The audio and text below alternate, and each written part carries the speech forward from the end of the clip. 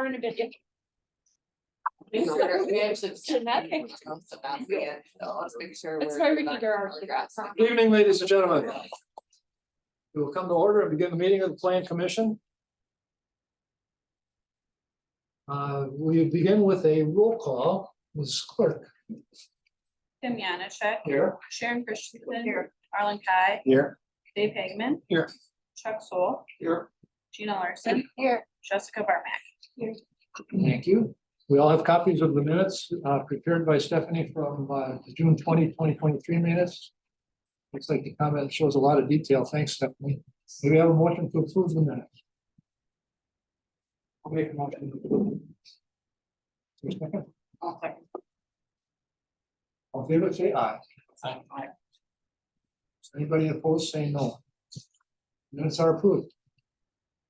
I can move on to a presentation by the Village of Oregon. And Elise can introduce herself and tell us all about it. Where did you want? me? We're like, Okay. doesn't really matter.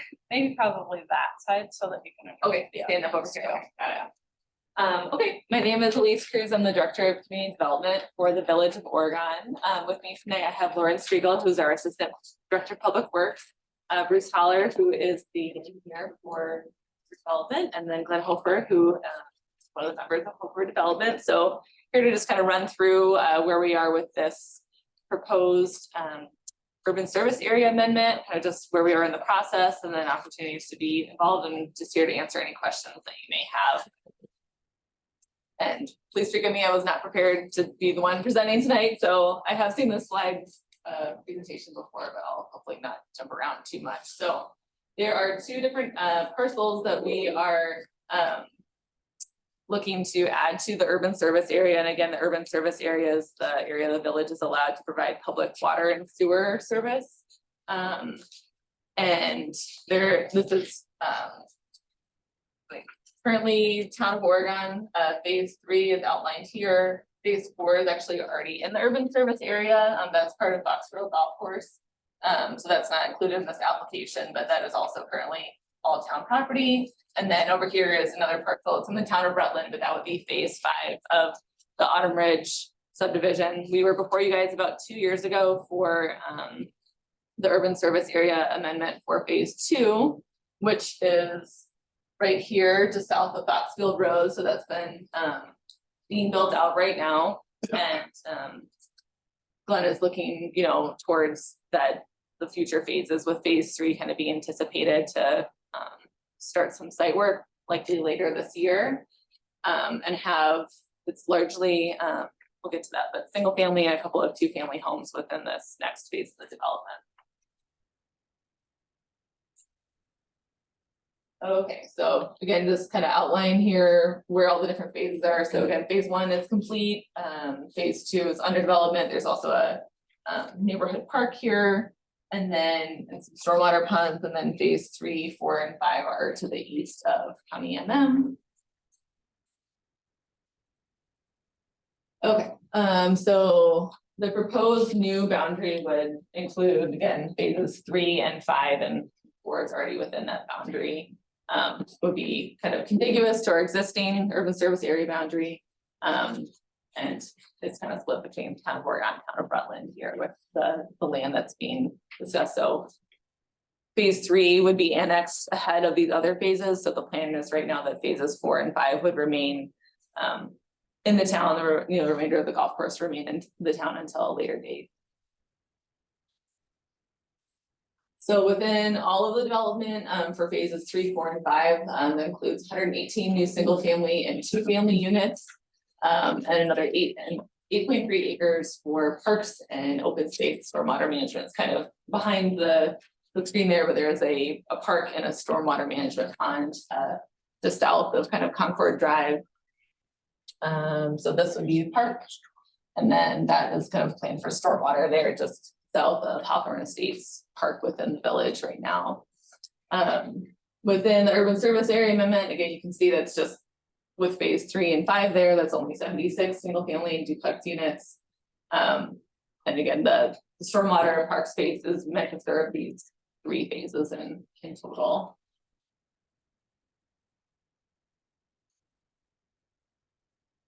Just more outlining kind of some of the acreage here, and the proposed land uses that would, change or remain.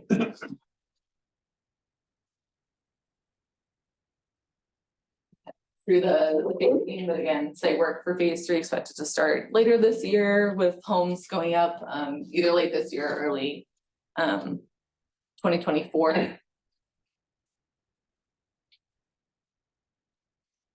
So there are some, the proposed route for public water and sewer would actually run through the golf course. And in case you weren't aware, Hover Development actually purchased Foxborough Golf Course in the fall of 21. Correct. Right, yeah, okay, so about a year and a half ago, now, so, there are plans for an easement to go through, the town, largely town of Rutland property, to have that connection cross, the golf course, kind of follow the path of least resistance here, and then connect to some of our manholes that are in Lexington Drive, again, near that park there.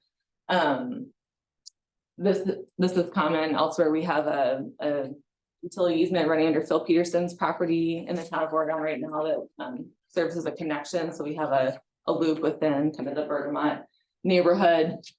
So there are other instances where this exists kind of between town and village boundaries. We did do an update. We were required by CARPC, Capital Area Regional Planning Commission, who oversees the urban service area amendments, to do an update to our sewer capacity study and a traffic study to make sure that the impacts from these new neighborhoods wouldn't necessitate changes to the intersection or changes to our wastewater treatment plant. So both of those came back in the last few weeks and showed that there's no, just again, due to the impact of this particular development, this itself is not going to necessitate or require, a stoplight or four-way stop or something at Foxfield and MM. Not to say that that can't happen in the future, but it wouldn't be, solely on this developer's shoulders to help fund that. It'll be likely part of a joint county village project once MM is fully within village jurisdiction in the future. We'll do one of our joint projects like we're doing on Janesville Street and then turn over the jurisdiction of MM Wall Street to the village. So we'll take another look at where the traffic is at that point in time and see if other improvements to the intersection are needed. Again, kind of showing that at least through 2033, it's not expected that the traffic in this intersection is going to need any changes to the intersection there. And consistent with Dane County Water Quality Plan, a lot of what CARPC looks at is just to make sure that the environmental impacts of adding this additional development aren't going to be negatively felt by anyone in the village or especially downstream property owners.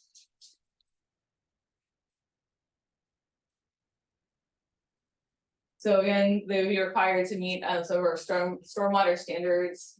Lauren can speak a little bit more to this because she's been kind of in the details and their stormwater management plan, but it's at a staff level review right now and working closely with the developer and his engineer to make sure that they meet all of our requirements, which actually are above and beyond what Dane County's requirements are in terms of improving the existing condition runoff and making sure that storm water events aren't felt are getting worse by this development, that there's a path for the water to go. There's plans for, a route for it to go downhill, ponds to, retain it, and Bruce can speak a little bit more to that design too, if there's questions about that. So again, generally, the water flows from the southwest to the northeast to the Badfish Creek, the Oregon branch of the Badfish Creek. So that larger stormwater area that's part of that phase 5 will be, installed at the time when there's enough development to kind of necessitate that. The interim stage is going to be a series of ponds that will be improved. And a path for the water to be able to travel through the golf course and then get off the property. That's it. And then, we can go back to any of the maps, and I can pull any of these folks up here too if you guys have specific questions about the application, just to wrap up we have submitted an application to CARPC a couple of weeks ago, so we will be on their Thursday, August 10th meeting. There's a public hearing. I believe the town will get, the clerk's office will get notified if you haven't already. We have, Yeah. we shared. with Yep, everybody. yep, so anyone's welcome to come. I think it's actually on Zoom, so easy to participate from wherever you are, so you can submit comments or questions there.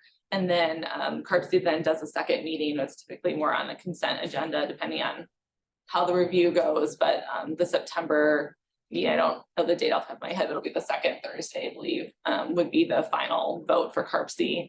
In the meantime, we're working through, an annexation petition from Hofer through the village, annexation agreements, and then plats for phase 3A of phase 3. So that's one of the cul-de-sacs that runs kind of north-south here. So that'll be before us in a couple of weeks. But yeah, kind of moving through our approvals in tandem with the CARPC approval. So likely early fall here. If all goes according to plan, then they'll be able to proceed with that site work and earth moving. I may take any questions and Would you explain again why you don't think, or why the traffic study at Foxfield said it could handle things through 2033? I'm just curious because Foxfield is sort of on a hill and the sight lines and the different speed limits between the bottom and the top, I think that's gonna be a problem. And you're just gonna wait until the village takes over before you look at that further? Is that what you said, or I just wanted to? yeah. So Laura, maybe you could speak a little bit more to like kind of how more the traffic studies, kind of what that looks like, but I think in general, the intersection will definitely see more activity than it does because there's nothing on the east side of the road now to kind of go through there. My understanding, and I'm not an engineer, thank goodness, but the is looking at, is there a warrant or a need for a stoplight at this intersection? And a lot of that has to do with, unfortunately, traffic collisions or fatalities, that's not expected to reach a level to actually kind of necessitate a stoplight, and there's a certain level where those have to meet that the county will actually help us fund a stoplight. So for example, the stoplight we put in at Janesville and Cary did not meet that warrant analysis when we did a traffic study, but we felt that it was important to have a stoplight there, so the village fully funded that project on our own. So just because it says no improvements are needed doesn't mean that we can't make improvements, but because right now it is still a county road until we have obviously we can't create any town islands, so until the remainder of these lands are annexed, we can't proceed with that joint county village project where we would definitely want to take a look at intersection improvement. So it's likely that things kind of move forward how we're planning, that some of those redesign of that road could happen prior to 2033 too. But yeah, certainly not saying that there's not going to be an impact. It's an odd location, definitely already some concerns there with just the Foxfield now punching through to So definitely something we'll be taking a look at, but right now we have to work with the county in tandem for any changes that happen over there. So on your proposed land use map, if you go back to that.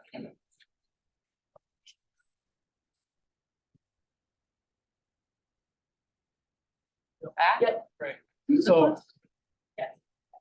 I went over and looked today, and they've got some erosion fence put up. You can see where they've been hauling an awful lot of dirt. I'm just curious, when is the annex supposed to be approved? I mean, what's going on now, it's just basically going on in good faith because it's not annexed yet, right? Yeah, if you want to talk about what the dirt's doing there. The site is short like 60,000 yards of dirt. So my low bid excavator had dirt from another project that he needed to haul off. And you're right, we're doing it on good faith. Bruce Holler went in through to Dane County and got a erosion control permit, site disturbance permit to put the additional dirt there. So my concern is, so I lived for 13 years. I lived in Oregon Territory lot. I think it's 16. So it's the one at the inside corner there. Back then, when that was all farm fields, about every other year, mine and my neighbor's back lots would flood in the spring. Now, the way I see it, the culverts aren't gonna move. There's two of them that go underneath Harding. There's one that goes underneath MM. All the water comes down from what used to be the hillside where you got phase two in there now. More water comes down from Crawls, that's all undisturbed, so that's not gonna change. But it looks like you've got the huge berm there where you're putting all the dirt in, like you say, to get level for that cul-de-sac. You're basically pushing all that water to the outside edge of your and stormwater outlot. So basically, you're pushing all that water into the inside there where all those backyards are. I don't think that's gonna work well.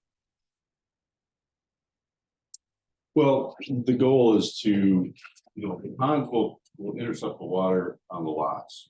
Okay, We've got the water that's coming off site through there. right, that's been coming there since the beginning of time. Right, right, and my understanding is, the field itself would. And every so often water would spread out into the field here, and now we're taking that away. But my understanding is that it kind of works its way through the back of these areas as well. Right. So. The goal is for us to restrict. Control our water from our development while we let the rest go. And I understand that, because of what we're doing and filling here, you take away some of that, the ability of that water to Right. spread. But we are, as part of these improvements here, we are gonna attempt to put in a analyzed greenway. Yeah. That's gonna attempt to keep the water and bring it around this corner as best we can, but we know we can't simply put a berm in here to hold the water within the property to bypass it, because we would then be creating a low spot behind it. Right, So we're gonna kind of have to do our best at channelizing that as best we can, and still allowing it to just continue the way it is that way as well. So. right, that's my concern is we're narrowing down the saturation that we had before, so. So you're thinking you might actually take the edge of that field that goes along the fence line there and actually lower it to make like a waterway or a canal or Yeah. whatever. Yeah, our goal is to kind of carve out its own little channel around the bend here. Yeah. So that we can, it has an opportunity to. Instead of all this just coming into the backyards here, we can capture it and intercept it. Is that detailed for Carpsy to understand that, or? Well, Yeah, they have received the stormwater management plan, so, they had some. Yeah, Lauren kind of been in Yeah. the, To step in the and weeds talk a here. little bit. yeah, kind of what Kirksy's role is and what the village's role is. One, what we've seen, I know that from experience, Bruce put this together, but having put together many plan sets and then sometimes you're in the weeds of it, it's a little hard to describe it. I've taken a look at this along with our engineer that we typically work with for private development, and we've been working really closely with Bruce. So what we're kind of seeing and what we're working with him on doing is, yeah, this on-site stuff, absolutely what he's describing is obviously spot on. But what we've been really hammering on, because we know it's an issue and what they've been great about addressing, is all this off-site stuff. How big is this area? What is it expected to do? And then where is it expected to go? So what he's describing is, again, of course, spot on. We're working with him to size a channel here that would be isolated from this development.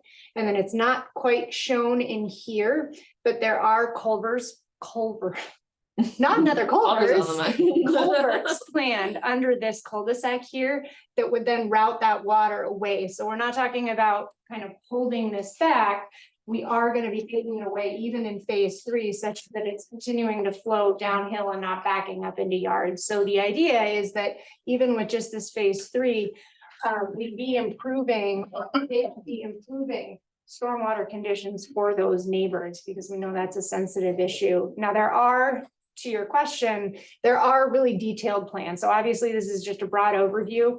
There are really detailed plans that go along with the CARB-C application that do show those culverts, they show inverts and outlets. They're providing the HydroCAD model, which is kind of the detailed model that we work with. And we've been going back and forth with them. If we have questions, CARB-C is going to have questions, and we have a lot of questions. So we've been working pretty closely with them to get more and more detail on here, showing basins, you know, what those drainage basins actually are, both on-site and off-site. So long answer to your short question, but yes, this stuff will be provided to CARB-C. So the two blue planned drainage basins, that cul-de-sac and up the side there, that's for water coming off of the development. let's just call it. Correct. Yep. So what you call the infill water, the water coming off Rawls Hill and from the township, that's not gonna make it uphill into those basins. That's all gonna flow around. Correct, yep. So we're basically, typically we call it bypassing. So we are, these are kind of wet pond infiltration basin configurations, which is super standard for a development like this. And then they will be separated by that berm that was Bruce was describing from basically a grassed waterway through there. And in a perfect world, or at least in lower or smaller events, those two won't meet. Who maintains that grass way, say in a dry year where there's no water in it? So eventually, when this gets annexed and brought into the village, that would be something that Public Works would maintain, the village Public Works. That would be something that we would mow according to the mowing plan that we have in place at that time, but that would be on us. Yeah, typically after, it's around 80% of the lots, of the number, a building permit has been pulled on. That's typically when the village would then take over the maintenance and the dedication of that stormwater lot to the public. So until that time, the developer is responsible for mowing and maintaining that. So just depends on kind of how home sales, are going there, but usually, that process takes at least a year. I don't know the ins and outs of the village, just when I read it in Observer, so take that for what it's worth. But I know there was a little controversy about something in the village not getting mowed. And people were mowing it and then the village told them you can't do that. Could that scenario happen here with this waterway area? Anything's possible. Very true. That is really the debate going on, is more of an aesthetic debate than it is a functionality debate. Okay. So we are not, the mowing plan that's in place and has been developed by Jeff, my boss at the village, is designed to make sure that any of the waterways that are not being mowed are still functioning as waterways. So we're not letting them, overgrowth and add a whole bunch of trees or something that's going to eventually impede flow. They should be mowed often enough that you're still getting that flow as was originally designed through there.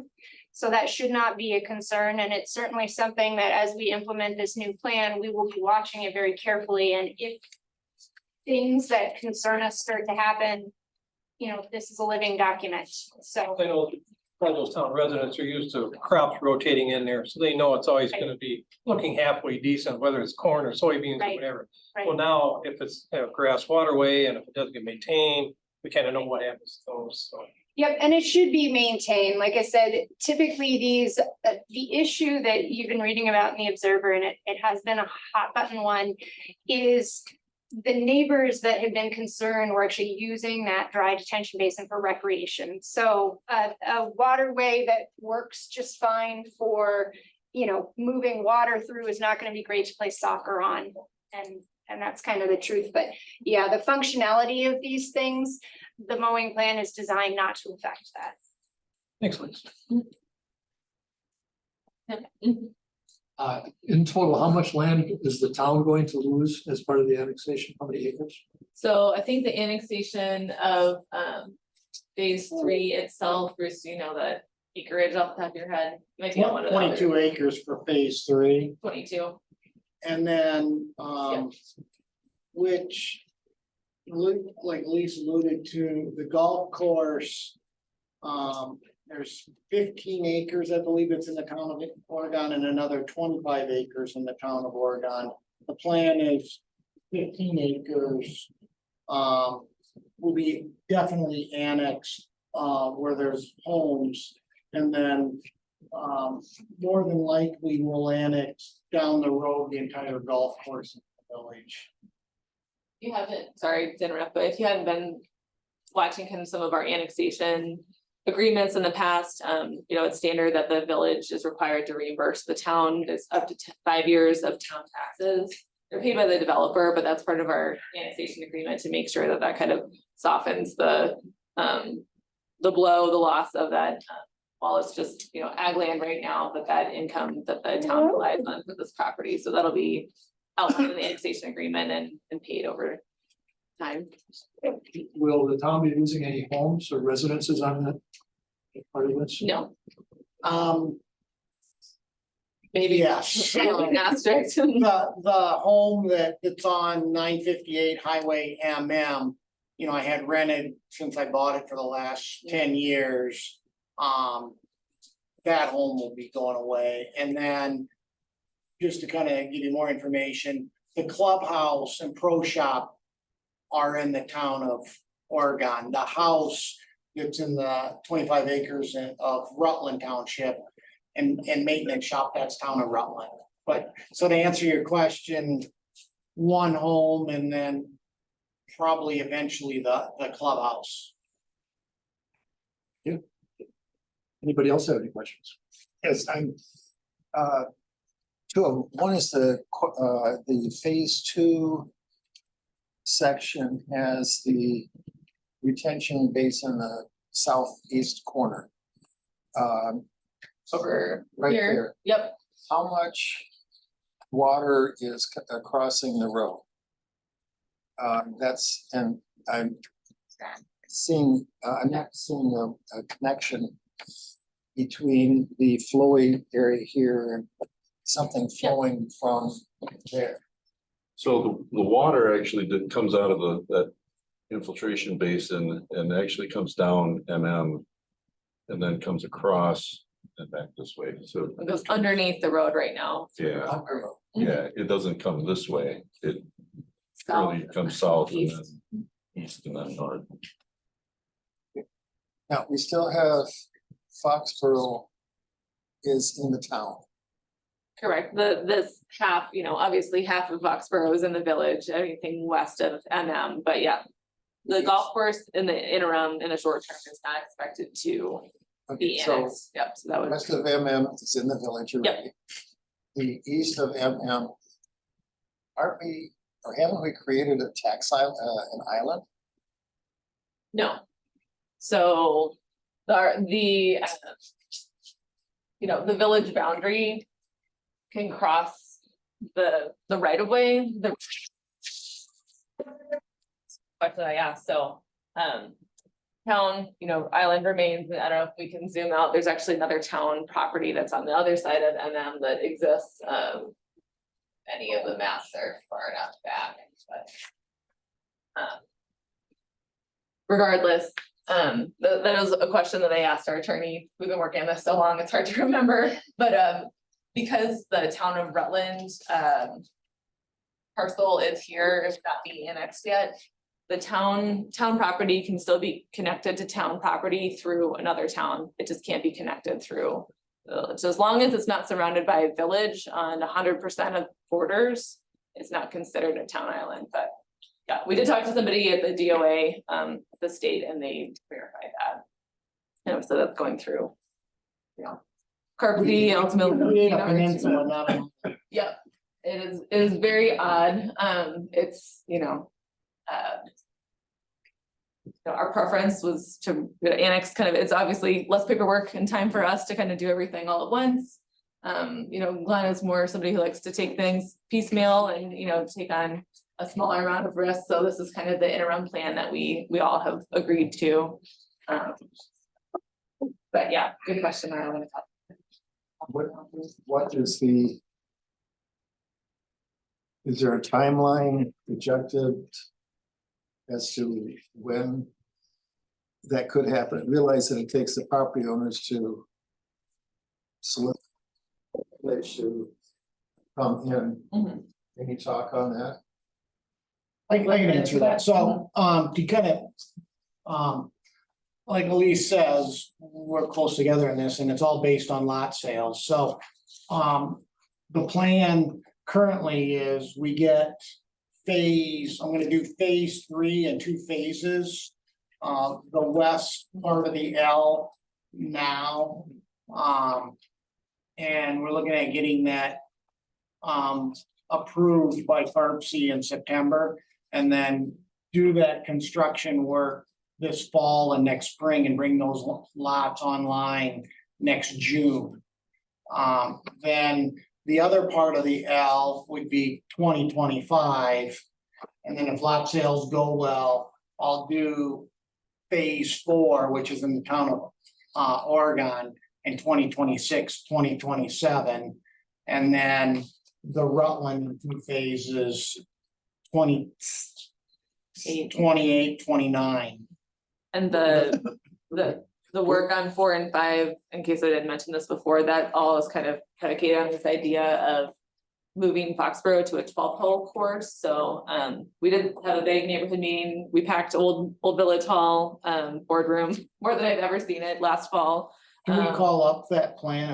They had Ben had a good plan of that. Yeah. Slideshow. I think that was in here. Yeah, correct. Was that for, yeah, maybe the one that had like all the phases in there. Yeah, so, yep. So this shows kind of the, it's hard to see here, but realignment of the holes. So the idea is it's a 9-hole course plus kind of a bonus 3, and you can also rotate which one you start on. I've been learning a lot about golf, but apparently this is kind of the wave of the future. A lot of golf courses are going this way. It creates a more, obviously a shorter game to play. Not everybody has time to play 18 holes or stamina to play 18 holes. So provides another option. And, I think they did a good job trying to minimize the impact on current golf course property owners, so that the fewest number of folks are, losing their golf course view, obviously adding some golf course lots when that would be, phase 4 and 5 would go in. But I think phase 4, that was kind of the big change, because once that work's being done, that's affecting the golf course area. So when phase 4 comes in, then the rest of Foxborough would be coming into the village as well. Well, the golf course can exist, as it operates within the town. It's a matter of, again, figuring out the town islands and everything else. There's also another town property up where that label says maintenance. It's showing a future maintenance shed across the road, but there's a property just northeast of the middle school there. Same situation, they have 2 parcels. The southern one is in the village, the northern one's in the town. We have not yet, approached the developer, not yet approached that property owner to see if they'd be, willing to annex. So we can't leave them up there in the town, if everything else would come in. So some work to be done, but yeah, kind of to be determined, if phase 4 would kind of be the catalyst to get everything within the village, or, if that could be done again and kind of in piecemeal. But I think Glenn understands too, our goal is to get all of this length of into the village. It's gonna allow us to do, kind of a full urban section of the road, have bike and pedestrian paths. So those intersection improvements and make it a lot safer, allow more crossings, likely have, some traffic control at Pleasant Oak too, and Wolf Street. So our goal is to continue to move that forward and, hopefully within the decade, have that project underway. Anyone else on the commission? Yep, the water was allowed. Continuing with Dave's concern, we've been very concerned about the water here. And yet the stormwater standards, you're reducing the peak rates for the big ones, for the 10 and 100 years. And yet we've been seeing in the area that these 10 and 100 year floods are happening more frequently than 10 and 100 years.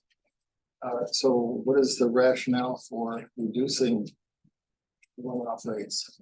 Well, that's the good thing. That's less water coming off of, and the idea generally is that water is obviously still falling, but it's trickling out at a slower rate rather than kind of a deluge of water coming all at once. But it's held in ponds and then released at a a more manageable rate. But I know some of the stormwater standards have been, I'm not sure some of the dates and years, but I know that, the states and the county has been looking at these 100-year storms are now happening every 5 years. So what does that mean in terms of those rates? So I think those have been updated. But I'm not the person who's reviewing the stormwater plan, so I don't want to speak out of turn. Yeah. You've touched on kind of the question in urban stormwater management that we're all dealing with at this point. We, like Elise did a great job of describing, what we're trying to do with our standards is not just meet what was already there, but actually reduce it for those, what I would say, moderate size to the 100-year is still a pretty big storm, even though it's not the maximum that we've been seeing. So we're trying to reduce those rates coming off this in kind of a fashion of that flatten the curve method that we all remember from COVID. All that water does have to get off, but it does come off slower. And the idea is that typically these receiving waterways and structures can better handle longer periods of time with more elevated, volumes of water over those longer periods of time. Now, peaks. exactly. So the village has a policy that while our ordinance kind of spells out what we do up to the 100-year, we are looking at the 200 and the 500-year events as well to figure out how these developments will kind of react to that. And typically what we're looking for when we do that is what we call safe overflow. So we know that there's only a certain level of storm sewer protection that we can typically design for. In theory, you could, I should say, design for anything, but it gets outrageously expensive. And so what we're most looking for in those really big events is that water is going to get out and into the general area where it needs to go. So typically our outlots, it might go over private property, but we don't want it to get into the buildings and the structures on that private property. So we typically get lot corner elevation, and we look at first floor elevations for that. And we just make sure that there are always safe passages, that we're not creating what we call enclosed depressions, low spots where water will just keep ponding and impacting residents, impacting businesses, anybody that is in this area. Now, I will say, honestly, in 2014, the government kind of upped the size of a 100-year event. They upped the sizes of all the events. And is the 100-year event from 2014 actually the 100-year event now? Not really. And that's something that everybody in this area is grappling with. I came from Madison, and they're in the process of trying to figure out how to define that 100-year event, how to plan for protection in a world that's going to look very different from what we're even seeing today. Right now, going to those 200 and 500-year events is kind of the best answer that we have. We'll continue to look at these things, and we'll continue to kind of monitor the way that our system works, but that's the way that we kind of go above and beyond and acknowledge that things are changing and that we have to be aware of that and designing for that future world. If I'm understanding you correctly, Yeah. you're not changing the amount of water, the projected amount of water coming in, you're reducing the flowage out, you're slowing it down. Correct. So the same amount of water can come in, you're slowing it down, so the impact downstream is less. That's correct. So they are required to meet what we call stay-on requirements, which is essentially, there's a certain amount of water that infiltrates now, because this is a farm field. So we require them, as does Dane County, the village uses Dane County's standard. We require them to meet the standard of keeping most of what was already being infiltrated in today's state on site. And they use infiltration basins typically, or biofiltration basins. I'll basins, although in this case and in most big developments, they're using those infiltration basins to meet those requirements. Now, those really only work for up to about the 1 year event. So we really design those as infiltration basins to focus on those smaller but more frequent rain events. For bigger events, those basins essentially become part of our detention system. So there is an amount of water in those big events that does sink into the ground just as it does today. But by and large, what we're focused on in those big events is just, as you say, holding everything back, keeping it in those ponds, and then releasing it slowly downstream in a way that the downstream creeks and pipes can handle safely. Quick question. At the end of Johnson Avenue, the cul-de-sac, there's a road that goes back to the driving range. I don't know if the driving range is still in play or not right now today, but it looks like you'll have houses over that road. So you'll be taking that road out and you'll be fixing up by the cul-de-sac. And I can't recall if there's a culvert, if it just drops off, but whatever goes on there, you'll put that back and make it look good.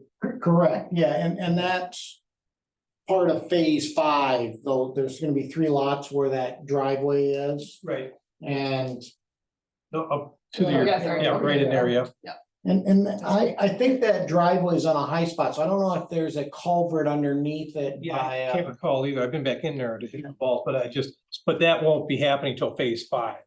correct, Okay. correct. And that's why part of the, you can see the plan was, is to put a maintenance shop off of Wolf Street and not have that, because that's right in the middle of, our future park. So that would be relocated. So obviously that access road wouldn't be needed in the future. Thanks. Anybody else on the commission have any questions? Okay. Well, Elise, thank you very much for, I have a question, if I may. Steve, yes, Steve, May I coach the board? don't hit anybody. No?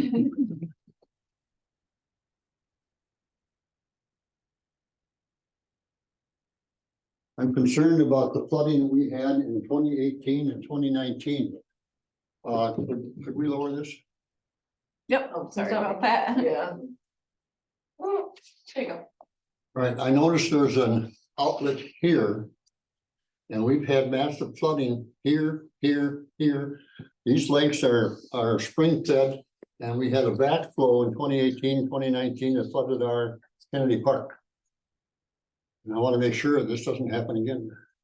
That anything that's developed here causes a backflow in this direction. Would you speak on that? Thank you. Steve Root is the chair of our Parks Committee. Okay. So, I can kind of get into it a little bit. The phase 5 grading plan, preliminary grading plan, we're gonna be, I think currently a lot of this property or some of this property. Or the bulk of what you're gonna find once phase 5 is developed. Is the water is gonna get collected and moved this way. You may have the backs of these lots that are still, obviously overlooking and part of this, if there is a back. If there's a backwash or whatever you had described. It'll primarily be these lots only, because all of this is being brought up to drain to the north. The purpose of that outlet on phase 5 is to put water south. Right here. Yeah. The purpose is to continue this drainage pattern through here, through this culvert and into this pond. Okay, So this won't be cut off at all. This water from here will continue to be allowed to continue through. okay, That answer your question, Steve? for now. Okay, thank you. Anybody else have any other questions? All right, Lisa, I thank you and your colleagues for coming in and keeping us up to date and explaining and answering the questions. Very much appreciated. Thanks for your time. Okay.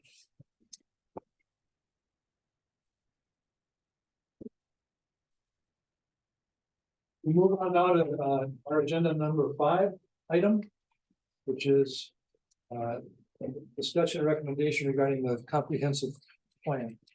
I'd like to start the discussion with a bit of a speech, if I may. I'd like to publicly express my gratitude and appreciation to those who have contributed to this process of trying to make the best town plan humanly possible. We've been at it for years.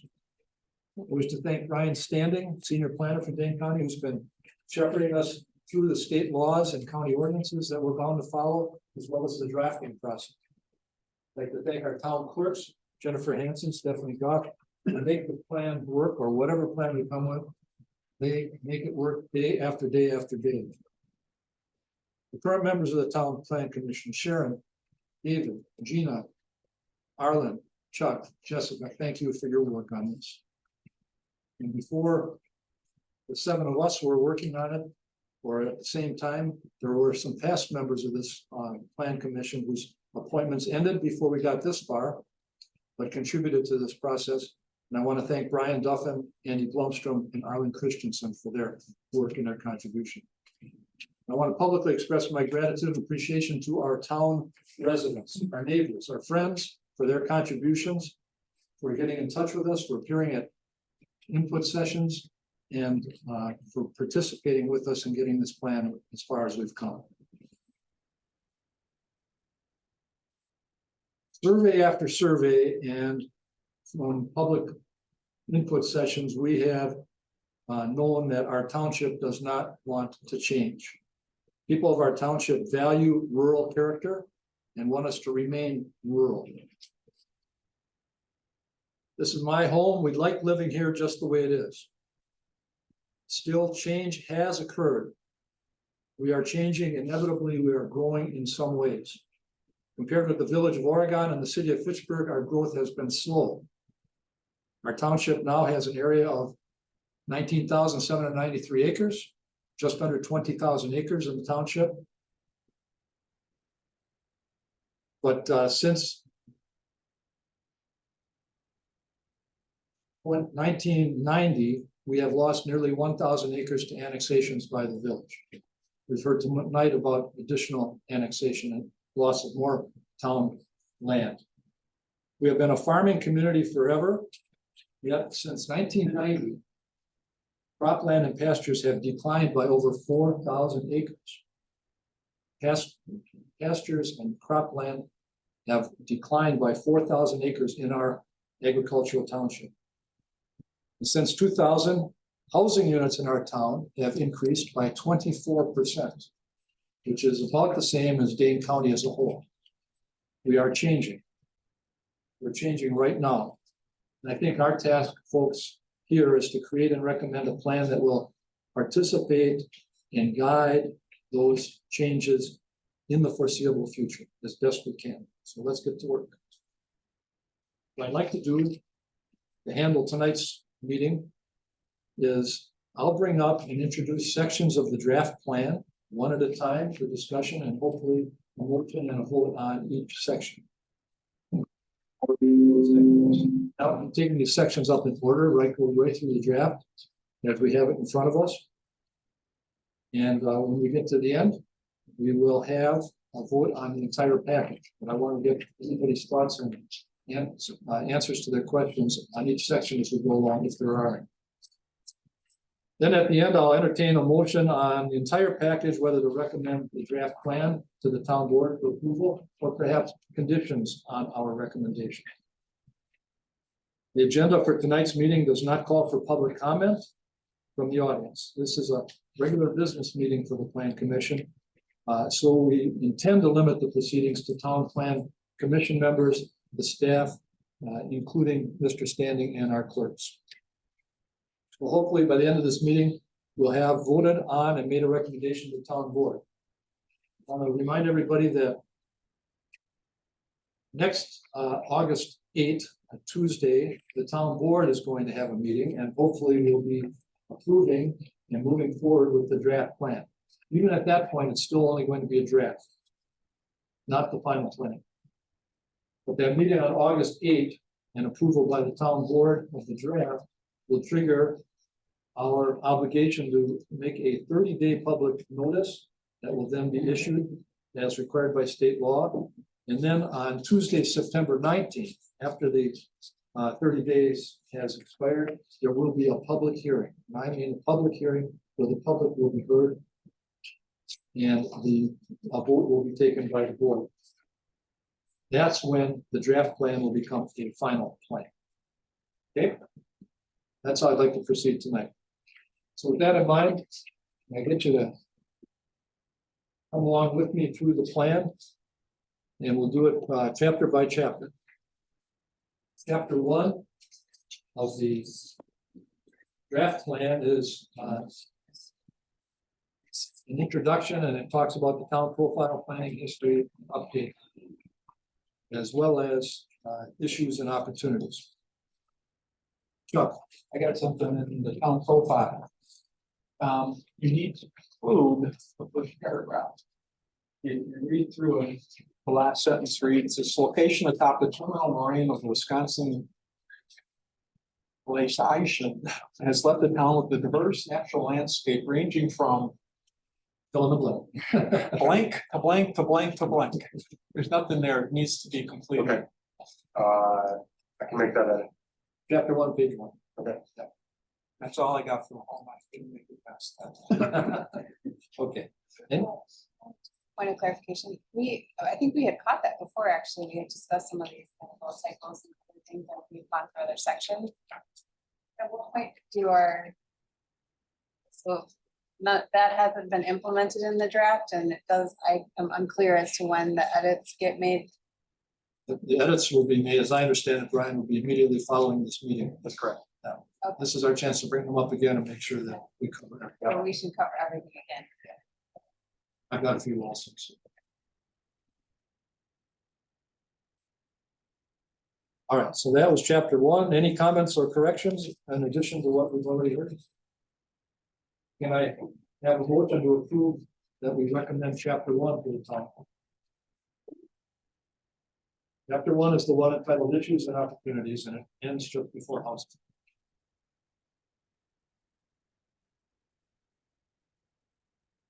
Make a motion to approve chapter 1. Further discussion?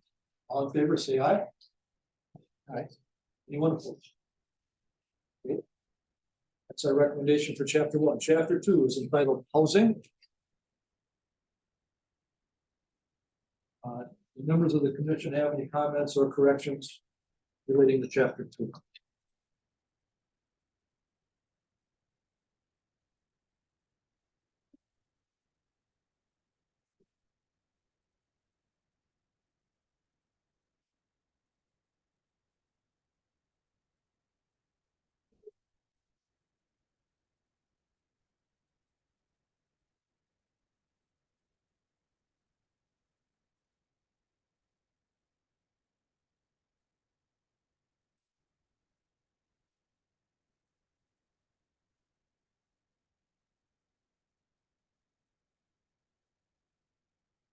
Maybe for purposes of future discussion, I'll just remind everyone that page 5 talks about what are the projected need for housing in our township.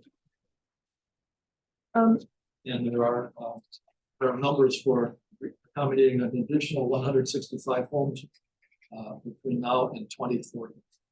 So these are statistics and projections made by people smarter than me. It was on the page. So here. There was a reference to. The chart on page 8.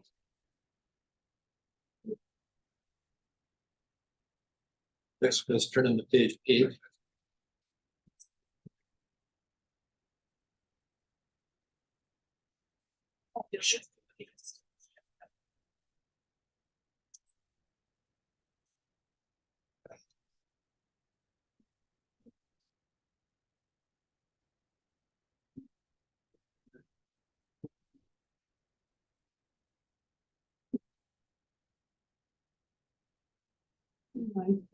Right.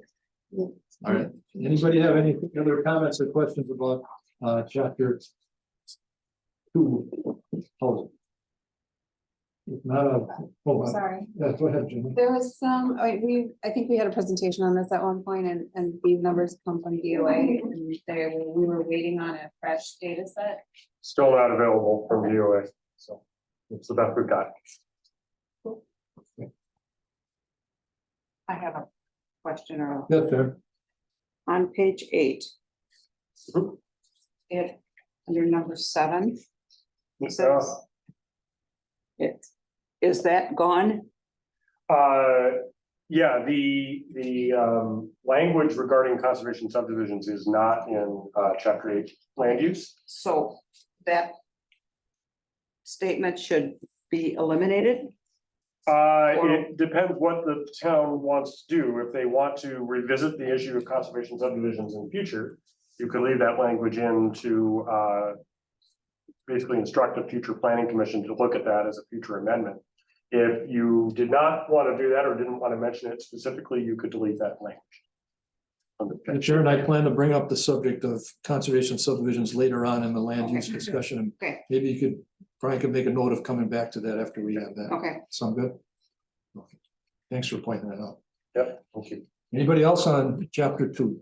If not, I'll entertain a motion to approve chapter 2. Subject to the editing or changes that have to be made later on in the process.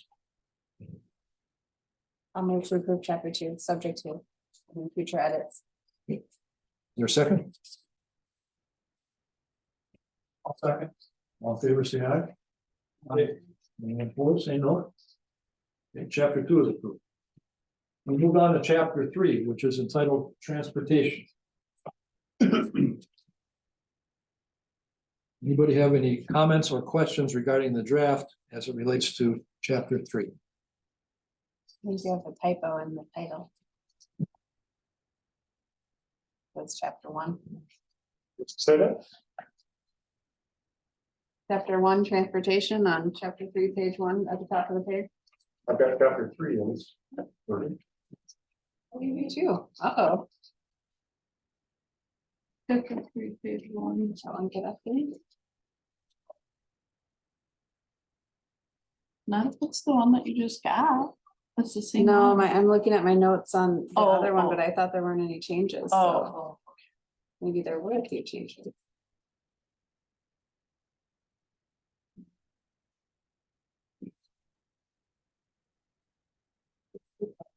All right, no problem. It's a friendly discussion. Sharon? Under bicycles and pedestrians. Yeah. Where you talk about, in that first paragraph, you talk about the planned extensions. Mhm. Where is that information coming from? Is it coming from things that we have talked about here? Or a county plan or? Wisconsin State Department of Transportation. So it's part of a statewide trail, and they have in some of their online planning documents, they talk about a proposed extension of the Badger State Trail that would include Okay, that portion of it. okay, so what happens if this comes to be?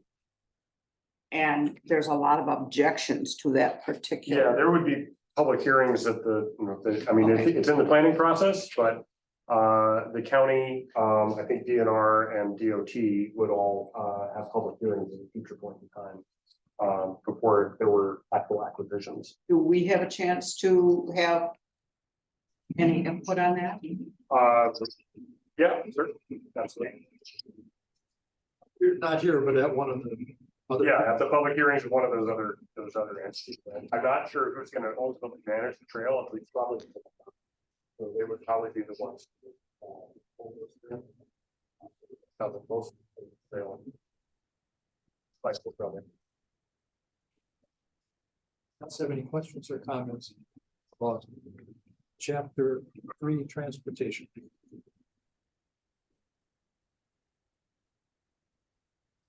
That's just drawing a breath. Well, I'm just noticing this. But the regional transportation plan would seem to apply to us. Plans for urban areas over 50,000. Or is it like the whole? It's the whole, so it's Madison area metropolitan. Anybody else have any comments or questions about chapter 3 transportation? I don't entertain a motion to approve recommending chapter 3. Recommend chapter 3. Second. All in favor, say aye. Opposed, say no. Next, we turn our attention to chapter 4, entitled Utilities and Community Facilities.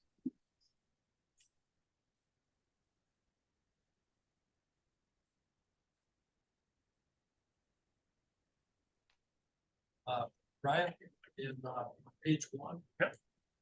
Have entered the contract with curbside pickup. Altered the support plan. So that needs to be updated. Okay. I don't think I'm prepared to tell you exactly what to say, but I'll follow up with Stephanie.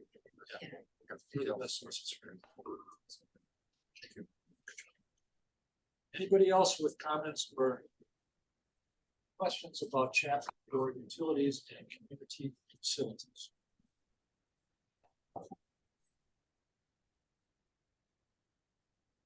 We still have 6 town parks. Is that right?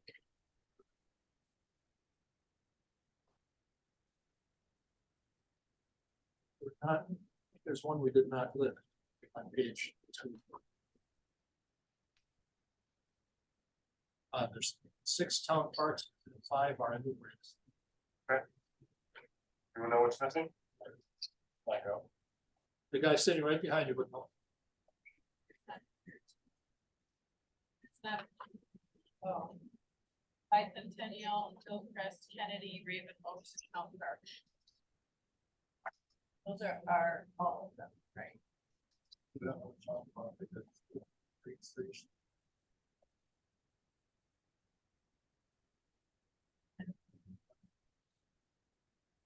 No other game. Yeah. There's no. It's regardless hard. That's good. Yeah, I think that's nice.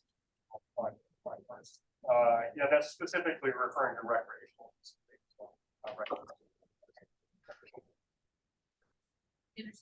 Farm. Park is. Yeah. County fund, so when being used. That's correct. So should that be changed to 5 town parks?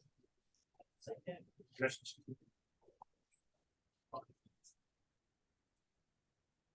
Right.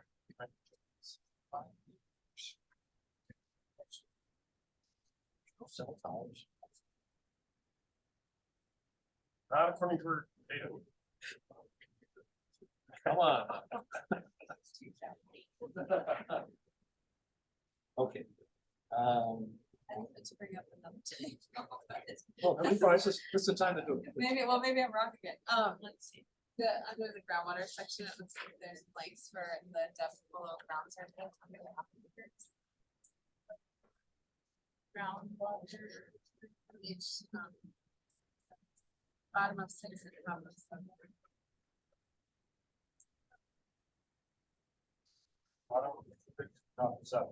Chapter 4, page. Chapter 5. Oh, you're on chapter 5. Five or chapter 4? This is. We're on utilities and community facilities, chapter 4. What is all stuff today? Sorry. We'll get there. Yes, we get there. Oh, did you make a point then? Yeah. I didn't hear that you have- Oh, it's Further comments on chapter 4? Page 6 usage. Yes, okay. Under establishment of new urban service areas. Yep. It says any proposed new urban service area of the town must be addressed as a formal amendment to the comprehensive plan. So does that mean every time the village comes to us, we have to amend this plan? No, I'm thinking, that would be if the town were going to try and develop its own urban service. Or local service. Okay. All right. Yeah. Anybody else with any comments or questions about chapter 4? Yes. Might be a little far-fetched, but does it help us if we put something that says a lot of the township has water service? Would that be helpful down the road? If we just on the map, have did something happen at a state level that there areas are identified? Okay, it can't hurt. I mean, there's a lot of money that, going around broadband access. The county's just hired a rural broadband coordinator. It's gonna be working to try and help direct those grants, certainly with the herd. Did we include anything in the policies here? Yeah, in terms of like working with to improve. We do say work to improve uniformity and availability of telecommunication and high-speed internet service to town residents. Develop policies to manage placement of school towers. If you want to make a statement about, where there are areas of poor internet service where the assembly doesn't know are. I think that would help. I know we identify internet out there. Yeah, I think you're covered, from number 15 on page 47. And that certainly implies that it's not uniform and available to everyone. If you want something more specific. How about this? Work to improve uniformity and availability. The state journal said defense, I got Wisconsin $1 billion. Okay. So let's get some of that. That's definitely how much is spent on actually. Sort of they want to, Yeah, I think a lot of the ones that's gotten recent ones have been like personal service almost, you know what I mean? Where you're building a new house or you want personal service. You gotta keep it there.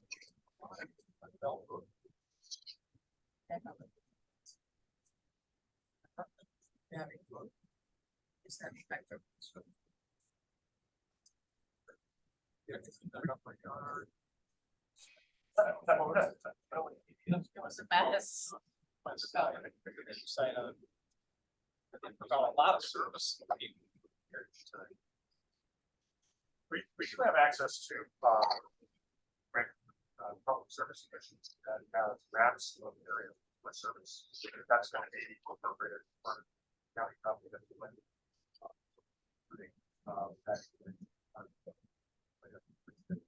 Highlights areas. Spell it out. Yeah, for everything.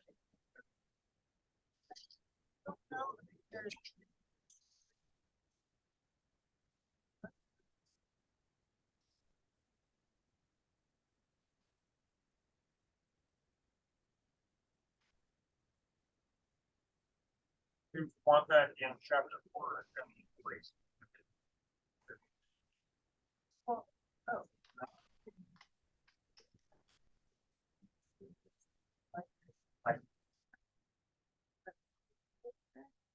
We have anything in particular about schools?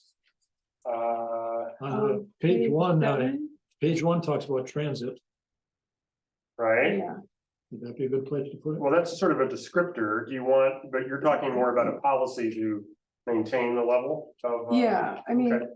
I Why was don't- looking at number 11 on page 7, it says continue to work with overlapping school Okay. districts to provide high quality education facilities, and then that just reminded me of the school bus picking up my favorite kids and various. If it's, I mean, I know you've already voted on chapter 3, but if it's a friendly amendment, we could add language to that in the transportation section. About That would be to fun. maintain and improve, High quality or, yeah, know, high safe. quality. safe should be in there, I think. High Because I quality, think that is safe, an issue with the buses, is the bad way. bus transportation for students. Yeah, my understanding is the buses aren't really well outfitted for Wisconsin winters. Last year they didn't have school, there's no snow. Okay, does anybody mind if we, snow? we have already voted to approve, anybody mind if we make a friendly informal amendment to allow Brian to add that? Anybody against having better roads for the school buses? What is the amendment? Would you read that back? Well, maintain and improve high quality, safe bus transportation for students. Yeah, Is what I've got. I guess I would replace high quality with safe. Okay, Well, that'll fall under the jurisdiction of the school district because the school district hires So- out the individual bus driver. But the school district doesn't hire a company like Vanguard or whatever. work with school District has district. Individual contract owners. It would be, have to be then worded like on page 11 in chapter 5, is working with school district. Okay, so work with school districts to think, Yeah. are you all in one school district or more than two? So work with school districts. Page 7, chapter 4, continue to work with overlapping school districts, to provide high quality educational facilities, so it would be along Okay. those lines. There are two school districts. Okay. The chapter 4. Page 11. Yeah, chapter 4, page 7, number 11. and number 7, number 11. Yeah. Okay, We already voted on chapter 4 and corrected ourselves. Let's move on to chapter 5, entitled Agricultural, Natural and Cultural Resources. Anyone have any comments or corrections or questions concerning chapter 5 of the draft? Any insight into cultural resources? The question is, do I have any insight on cultural resources yet? Just for general discussion, there are archaeological sites scattered around our township, currently lots of them. But that information of where they are and what they are is, I'll say top secret, but the official word is sensitive. So we're not being told where those sites are. So it's a little hard for the plan commission to try to protect them if we don't know where they are. On the other hand, once we tell them where they are, it's like Indiana Jones and the Dial of Destiny. People are gonna go looking for arrowheads and remains and all kinds of stuff. So I can understand why there's sensitivity involved in these cultural resources. I happen to be a member of a committee, subcommittee, part of the county group that's trying to work out a compromise or some kind of system where we can find out stuff out there that needs to be protected. So I don't have an update because we're still in the process of writing the plan and the recommendation. That's why we're kind of in the dark as to what it is we're supposed to protect if we don't know where it is. yeah, the county's committed to trying to provide some kind of resources to assist towns in those decisions and to help do that review, perhaps do a more detailed review at the county level. We have a licensing agreement with the State Historical Society that allows us to see the exact location of archaeological sites. But as Tim mentioned, there are some statutory limitations on how public that can be to prevent collectors and vandalism. My question is related to that. Have decisions been made in over time, whatever amount of time historically, recently, in terms of land use decisions, parks, what can get built where? Has it, have the location of these sites factored at all into any of that decision making? Yeah, by state law, all burial sites, including all indigenous mounds, are protected by state law against disturbance. So where they are known, the biggest problem is not knowing where they are. But where they are known, any development has to avoid those. That includes both post settlement European cemeteries as well as Native American burial mounds are all protected under state law. So yes, we have in the past directed development to avoid those areas or redesigned it in order to protect areas where we have found them.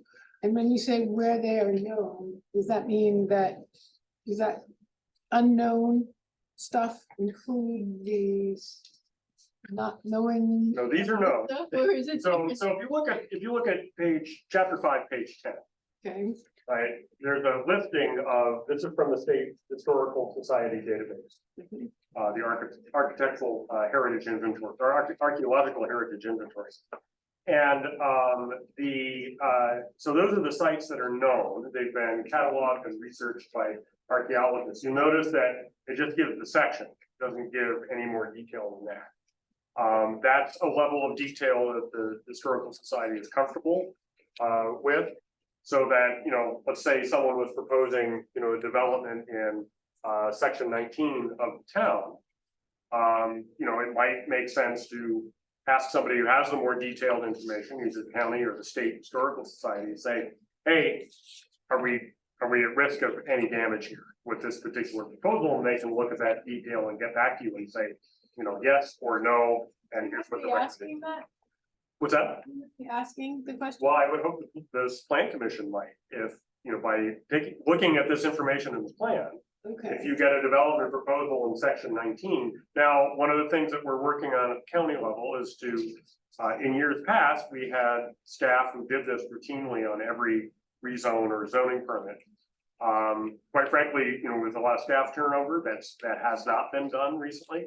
So we want to try and reestablish that at the county level so that for every zoning permit, rezone or conditional use permit, we're routinely checking against this information, the more detailed information. So that, the expectation going forward is the county will take care of that. But certainly, it doesn't hurt to have multiple eyes on it. And so if the plan commission sees something coming through in one of these sections, it's worth asking us, the county, or the State Historical Society, whether there's any issues. is that something that as a policy we should write into this plan, maybe in this section of cultural resources inventory to prompt that we should for zoning, rezoning and CUPs make a point of inquiring? Yeah, I think that'd be fine. Tim, you- Yeah. Anybody else want to weigh in on whether we should, how would you state that if and when we get to the point where we make a motion, Jessica? Well, when questions or petitions for Development zoning, proposals? rezoning or CUPs come to the planning commission, that we should be responsible for including in. Now, let's unpack this slightly. I know that people coming to us with petitions have lists, to-do lists, but it wouldn't be on them to check. It would be in our official capacity, but it wouldn't be appropriate for them to go to it as part of their to-do list. It could be fine. Either one would be fine. So would it be simpler to add it to the to-do list for getting us approval of zoning? And bringing that information to us, or? I think that would perhaps seem more efficient, because if we have to do it, then we're giving ourselves something else we have to do, and it would potentially vote for somebody who's hoping for us to Isn't there a vote form? on something. There's a form they fill out. Is it on the form? Would it be another? form? There's a form that they fill out when they're requesting any of those changes. Yeah, there's always forms, isn't there, for everything? So would it be a problem to add it to, would it be adding it to a budget forms, or would it be easier for us to just? What would be the easiest? Maybe the easiest thing to do would be to simply, as I said, I'm hopeful that the county is gonna start doing a better job of doing the screening itself. But what might be helpful is to say, put conditions on any approval, particularly ones that are in sections with known resources. That says it's conditioned on no disturbance of burial sites under state, as per state law, something like Okay, so we would add condition for approval of zoning, rezoning, or CUPs that. that. No impact to archaeological or other burial sites protected under state. Yeah, and if we have that, then we'll have to just, however we discover that information, we'll have to just get that answer. Is that covered somewhat in the resource protection corridor overlay? No, not necessarily. No, the resource protection corridors are focused on, in some cases they may overlap, but simply because both folks that people tended to build close to the water. But no, the resource protection corridors do not specifically include archaeological resources. Brian, you'd be coming up with some appropriate language based on our discussion, put under subheading G, cultural research goals, objectives and policies. Yeah, so I can add a new number 7. I mean, if you're comfortable with me writing that based on this discussion, I can certainly do that. Anybody else have any suggestions or changes that they'd like to suggest to Brian about protecting cultural resources? David, did you have I something? gotta give a question. All right, yes, I think we're comfortable, you trust me to come up with Okay. appropriate wording on there. Dave, what's your question? So Brian, on policies, number 1 on page 12. This is the first time now we reference map 32. It gets referenced in multiple chapters later, along with map 8-3. Okay. Where are those maps finalized? Are they, can we see those now or? Were they part of what I sent? Yeah. Do you Here. think? We sent a map. There's some other. Map as well. Yeah. I So I think that- can't- I mean, we're not printing that out for everybody. It's like No. 30 pages of Yeah, no, of course. maps. So, Hey, I'm doing what you said. it's right here. I think it is. Which policy are you looking at? Or maybe it's before. It's just referencing policy number 1. But it gets used throughout the thing. So I was trying to, I couldn't find that map number. That's what kind of had me concerned. So maybe I'm looking at the wrong spot. Which one? Map 32 was 32. my maps that were provided with this draft stopped at 31. So It does. All right. This is the Look at- last look one at that I that. have. You're feeling warm, it's me. Oh, well, map 32 would be the Oh, we don't. planned have- land use map, We which don't we know what don't it have is one yet. yet because you haven't picked. we the haven't scenario. voted on scenarios. So it'll look similar to this, but with whatever scenario gets used. Those are like the That's ones zoning. that It's we- gonna look like, Like what I it's have. gonna look like what's on the website. Right, okay. The 2 that we've been looking at this whole time, Okay, which will put up when we get to that one. and then map 8-3. Where's that now? Well, I'll save that till it comes up later and think that's down in chapter 8. Well, I'll tell you what, I will review all the map numbers here and make sure that, They are confusing, because yeah, you reference 5D and there's no 5D. Right, that's kind of where I was going. all right, I'll make a note to, It's not a new And then chapter, right? there's one other thing, Are we Brian, on chapter? on page 6, okay, groundwater, bottom.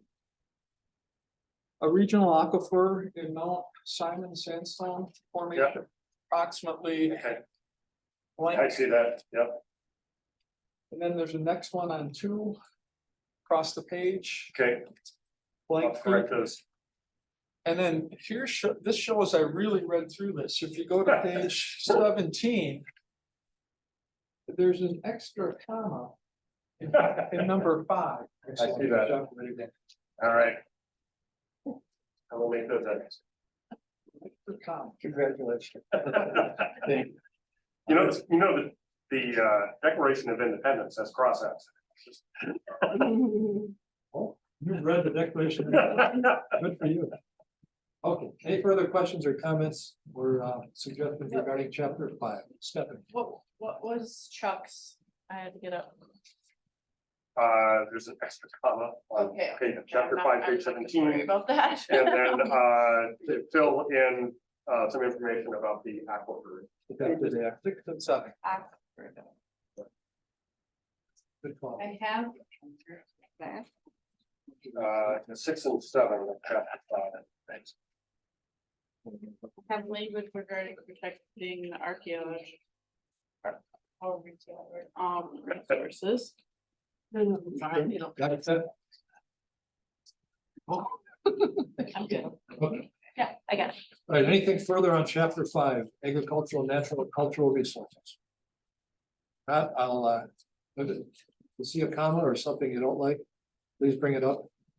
Otherwise, I'm ready to entertain a motion to approve chapter 5 with the editing remarks, editing changes that Brian has agreed to make. Sharon? I don't want to do this, but under policies on chapter 5, page 12, number 4. It says limit non-farm uses in rural preservation districts to 1 unit per 35 acres owned as of April 28th, 1981. Oops. That's a problem, isn't it? All right. I thought we were 94. So change on me too. Everybody agree with that? Yes. A lot of us weren't alive in 81, Sharon, so thanks for giving. That's for you. Yeah, I really want some. So that should be 94. Yes, that should Yeah, be 94. Yeah, Okay. Correct. Thank you for catching that. All right, good catch. Anything else on chapter 5 you want to say before we vote? All right, then I'll entertain a motion to approve chapter 5. And with the edits that Brian will be making.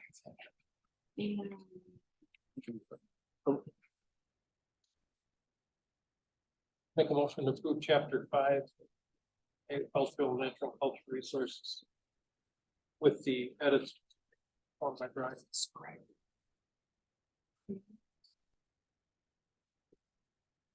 Another edit? Which one should consider what is future amendments? Where do you see that? Oh, maybe. Line number 17, chapter 5, page 16.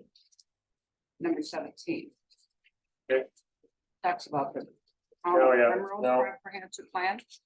That should say Oregon. That's what it's like. Okay, you just read the whole. Good catch, huh? Thank you. Okay. Which one is that? Page 16.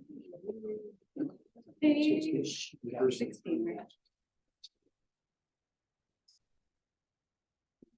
Chapter 5, page 16, number 17.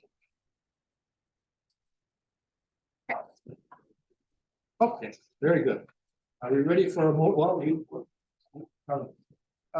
On chapter 5, or page 12, number 10. Middle of the page, it describes TDR and PDR. Yep. PDR is Purchase of development rights. the purchase of development. Do we have an index where this alphabet soup is defined someplace? Not at present, but we could add one. Which I, that'd be a good place to explain it. Even are we talking about an index that would just show you the page? I could just add it in number, here. Or would it be like just add a it in gloss, there if you- Yeah. a table of acronyms? What are we talking about? I think you'd actually need to change that, because it says consider new tools such as you, we have considered it, and we're most likely to approve it. So do you even want to leave that in there? You could delete number 10 entirely. Because we already, because we've considered TDR, and I'm assuming we're gonna implement TDR tonight, Right. so. Some way, somehow that should be changed. Whether it's just taking the TDR out and leaving the PDR, I would suggest deleting number 10 just do the entirely. whole thing entirely. I think that's cleanest. Unless we vote down TDR. Yeah. And we're still keeping it back in there. So Yeah. that So, appears okay to somewhere delete else. 10 with then. everybody? Everybody happy What's that? with that? TDR will appear somewhere else. Yeah, there's a Yeah, whole in the transfer of policy. development rights program, language in the, I read it, but I just want to make sure. Yep. Okay. Assuming we approve TDR later on, the town board can go back and decide whether they want to put number 10 back in or not. Okay. Be consistent. We're gonna come in with that. Anybody else have any comments, questions, or corrections to chapter 5, agricultural, natural, and cultural resources? If not, maybe someone can renew that motion to approve with the edits that Brian will be making. I make a motion to accept chapter 5 with edits. with edits. Gina, you gonna do your second again? Sure, I'll second. All right. All in favor, say aye. Aye. All opposed, say no. Chapter 5 is approved. Chapter number 6 is entitled Economic Development. Does anybody have any questions, comments, or corrections for chapter 6, Economic Development in the draft? It's largely statistics, and I know we have to rely on our sources for those. Can we make a note somewhere that, due to COVID, this is a relatively dated chapter, the statistics are not terribly meaningful anymore. or at least not they're very inaccurate for the most part, a lot of them. These are the most recent data still available. No, I know, but because of COVID and the census being sort of. Well, some of these are American Community Survey data, so it's not necessarily COVID. I mean, we haven't gotten the 2020 census data out, but the ACS survey is done every 5 years. And this is still the most recent that's available. No, I'm not saying, I didn't mean it as a criticism. No, I didn't mean to take it. So I I did. know that this is the most recent available, it just, by my understanding of like. Where real estate is now, it just doesn't seem spot on. This is be a significant measure. I would just think, Are there particular numbers that seem off? well, the average. Well, well, with just the inflation of the last couple of years, Yeah. the median incomes and the real estate is the price of homes is gonna be way off and the median income is gonna be way off. But that's, I mean, so. I don't feel like want it, we could I approve feel like it. the charts identify the years that they're measuring. Right, and I'm sure that it's sort of.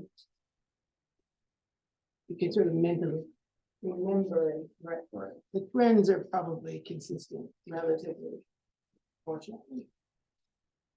I mean, this is the problem with any static statistical document, right? You know, you're writing a 20-year plan, but the statistics are based on a particular point in time. They're not updated. So Right, by the write it time, down. yeah, I mean, as soon as you write them down, I mean, one of the things I can tell you that we're also working with at the county level is to try and develop some more online dynamic sources for these information that are more constantly updated. So it's not ready now, but maybe by the next time you amend your comprehensive plan, or within really in the next couple of years, maybe even later this year, we're gonna have, the county is gonna be hosting resources that will, you can tailor by community that will be hitting off live data and more constantly updated. So Yeah, well, I guess that's what I'm kind of getting at, like including language that acknowledges that. This is sort of, there'll be more updated information available, there'll be more modes of getting, like maybe the next one would have a QR code or something that you would scan and get you. Just leaving a note to that effect, but it's a very small point, it's not a ditch I wanna die. I would agree to address that, like, it'll be outdated as soon as you print it, but it gives a picture of the environment that the decisions were made at the time the document was drafted. Yes, that's the point of the document. So, Yeah, Kind of goes without saying, but I'll say it anyways. This is what we know and believe at the time we're approving. Yes, Like yeah, context. exactly. And it's a 20-year document or whatever it is. Right. So it's gonna change. If the town board ever The gets, statistics are gonna change, but these statistics are actually within the last 5 years, so there isn't any more current data, like they're not. They only do this every 5 years. All of this is all of this is like income based, basically, is what I'm seeing with economic development stuff, not housing based. correct. Okay. Okay. all right, very good. All right, any other comments, concerns, or corrections regarding chapter 6, economic development in the draft? Arlen? The title at the top of the page. That's true. Sorry about that. Criminals sneaking in here again. That could be. All right, Good catch, good catch. Looking at it. thank you. That's true all the way through the chapter. Yep, yes, okay, it's that heading. All right, and those, that would be one of the edits that we are agreeing to have Brian do for us. And we voted yet on chapter 6. Anybody have a motion for that we can approve chapter 6 with the edits that Brian will be making and agreed upon? Make a motion to approve chapter 6, economic development, with the mentioned edits. Second, anybody? Second. All right. What was that? There's a first second and the second section. I heard Sharon first, so I'm sure. You jumped in? no, Sharon. Sharon, that. Yeah. All right, all in favor of chapter 6, economic development, being approved and recommended, please say aye. Anyone opposed? Okay, covered there. Chapter number 7 of the draft plan is entitled Intergovernmental Cooperation. Anyone have any questions, comments, or concerns, criticism, corrections for chapter 7 of the draft?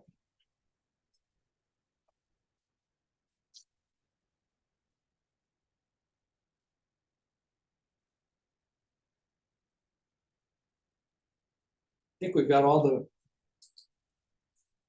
the entities, the governmental entities that surround us and have something to say about us listed on page 1. Can't think of anything that isn't listed. And just the maps are correlate 26 and 32.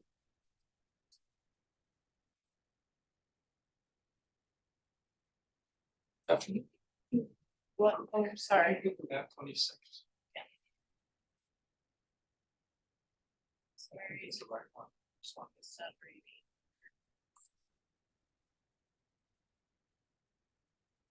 Come on.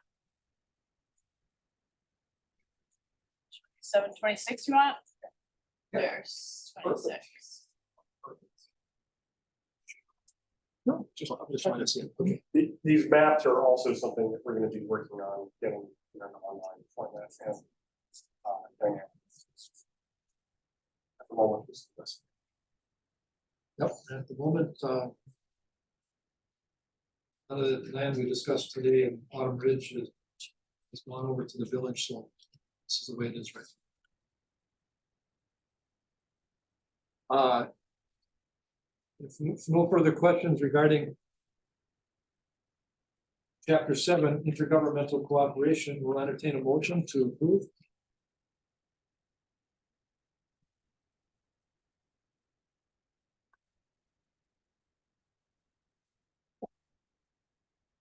Your silence. Move to. I think we're waiting for Stephanie to witness Oh, this. just waiting for your scribe.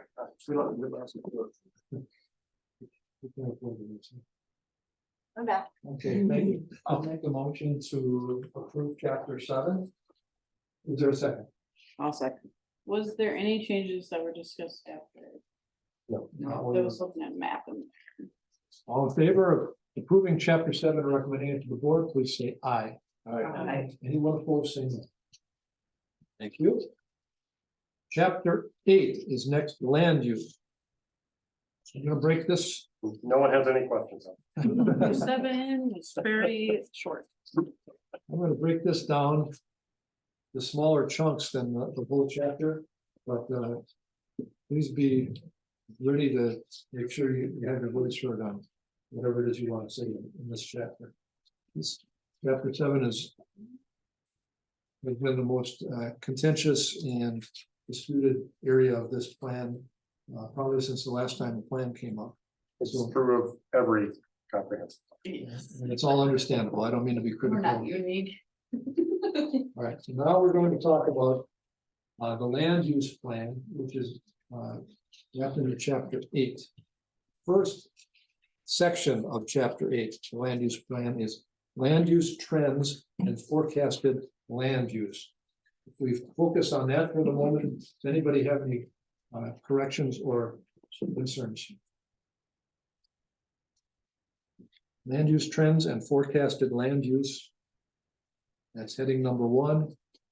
This is just informational, it's not definitely changing, it's not. proposing new version. Yeah, I would say so. The one thing I will say is, I mean, the statutes require that you have enough land available for, in the planned land use for, based on your projected need. So, yes, it's basically just informational. In the case of a township, there's ample room for all of these types of things to occur. Keep in mind, the comprehensive planning statutes are written for all kinds of communities. So for some smaller geographic communities, that may actually be an issue, but in your case, it really is. Heading number 1. Heading number one. It consists of those first 4 pages. Does anybody have any concerns or questions? Oh, no, we'll stop before that. First 3.5 pages. Ending with the table that shows land use acres, etc. Anybody have any questions or comments about that? I think I would call for a vote on that section then, so we can keep straight what's being approved and what's being changed. Just relating to chapter 1, heading number 1, land use trends and forecasted in land use. That's just 2.5 pages. Does anybody have anything they want to change, or are we ready for a motion to approve that part of chapter 8?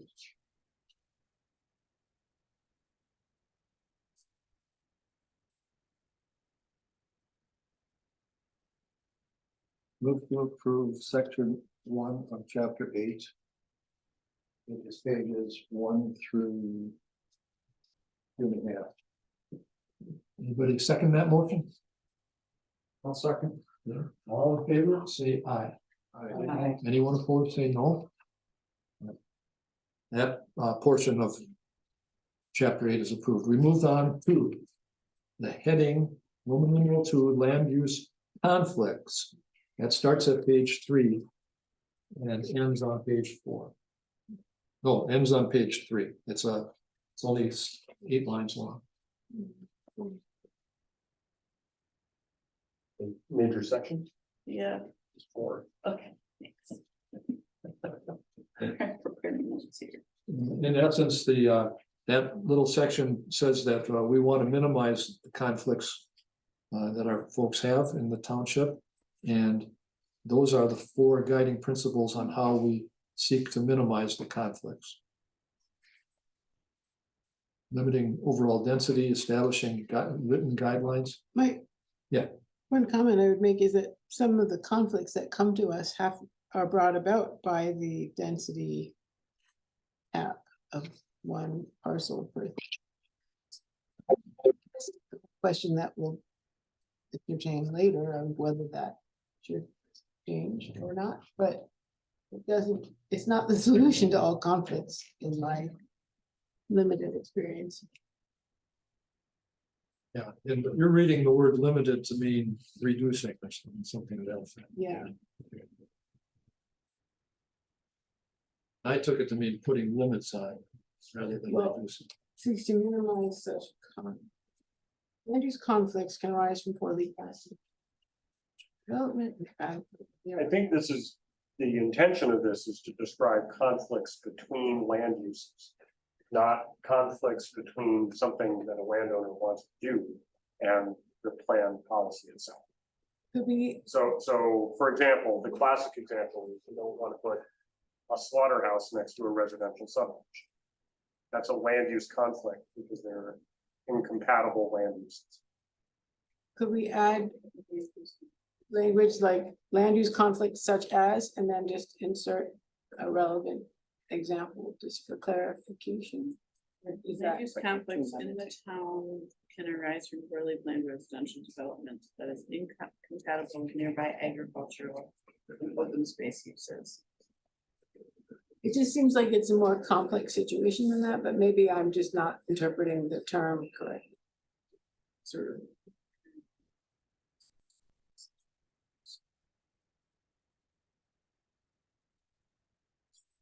It seems a little vague. I would just. It is vague. Yeah, that's the way you probably want it though. Because you want to be overly specific in this, you want to have some wiggle room and vagueness, and you can't direct to every specific situation. I think vague is the way to go. And honestly, how many people are going to look at that and use that for any purpose? We'll look more detail in the chapter. What we agree to do or not to do is more the question than what the land use conflicts rationale states. Basically, to me, that's just saying, this is what we look to develop our plan. Here's what we look to do to try to develop the plan. Generic, simple as that. I don't think it needs any more detail. That's my opinion. And you're reading. Yeah. Land use conflicts. Anybody else have a comment or? I use the word term limiting the overall density. That's part of our 1 in 35 acre. Plan. Yep. That's in our. So we have the density. We have a. It's getting gross for. If we. Yeah, so it's not specific, it doesn't even, it also does not specifically say 1 out of 35, so it allows us to make changes. And I'll entertain a motion to approve Roman numeral 2 land use conflicts as part of chapter 8. I'll make a motion to approve. Second? Second. All in favor, say aye. Aye. Anyone opposed, say no. Right, so that part's. Next. Chapter 8, page 4, heading Roman numeral 3, opportunities for redevelopment. This reflects a number of parcels that were identified, calculated, and counted. Is that right, Brian? Correct. This is the best information we have available. Yes. Based on what we have in terms of records. Yes. Yeah, this is a numbers thing, more of a informational page than policy. Here is redevelopment. That's correct. Why do we choose redevelopment? That's what the statute's asking for. Okay. They want to hear the word redevelopment. Yes. I mean, all of these plans are intended to be, promoting growth in the smartest, it's called Smart Growth Plan, it's called the Smart Growth Law, when it was first adopted. Way possible, and one of the ways of limiting the geographic scope or sprawl of development is to look for opportunities for redevelopment. So the statutes specifically say that you have to identify what opportunities there are for redevelopment. Again, this is written for everything from very large cities to very rural community. So, in a city of Madison context, you might be talking about industrial sites or things like that that could be reused. In this context, given the scale of the population, this is accurate and I think meets the statutory requirement. All right. Any further discussion about opportunities for development? One paragraph on page 1. If not, I'll entertain a motion to approve. Make a motion to approve going from rule number 3, opportunities for redevelopment. As written. Is there a second? All in favor, say aye. Aye. Anyone opposed, say no. Okay. That Roman numeral 3 heading is approved. Now we move on to a much longer section of the land use plan. The meat of the plan, yeah. I guess that's the way to put it. Roman numeral 4, land use goals, objectives, and policies. I will just point out this contains such previously discussed and undecided issues as rural density policy, Lyman-Anderson rule, TDR, things like commercial development, mineral extraction, and renewable energy facilities. And then we get to the land use planning areas as shown on map, will be shown on map 32. And that's extensive discussion in the draft notes. So who wants to get started in discussing? Well, I'll just bring up the Lyman-Anderson rule because I feel the commission's already discussed that how that would be changed, and that we directed Brian to redefine the density limitation found in chapter 8, page 7.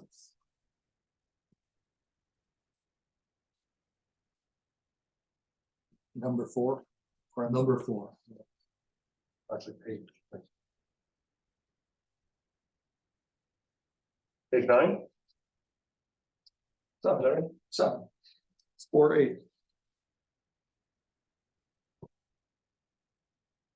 Yeah, that's where we talked about the contiguous or non-contiguous Yep. ownership. Yeah, it's also repeated in chapter 8, page 9, F2.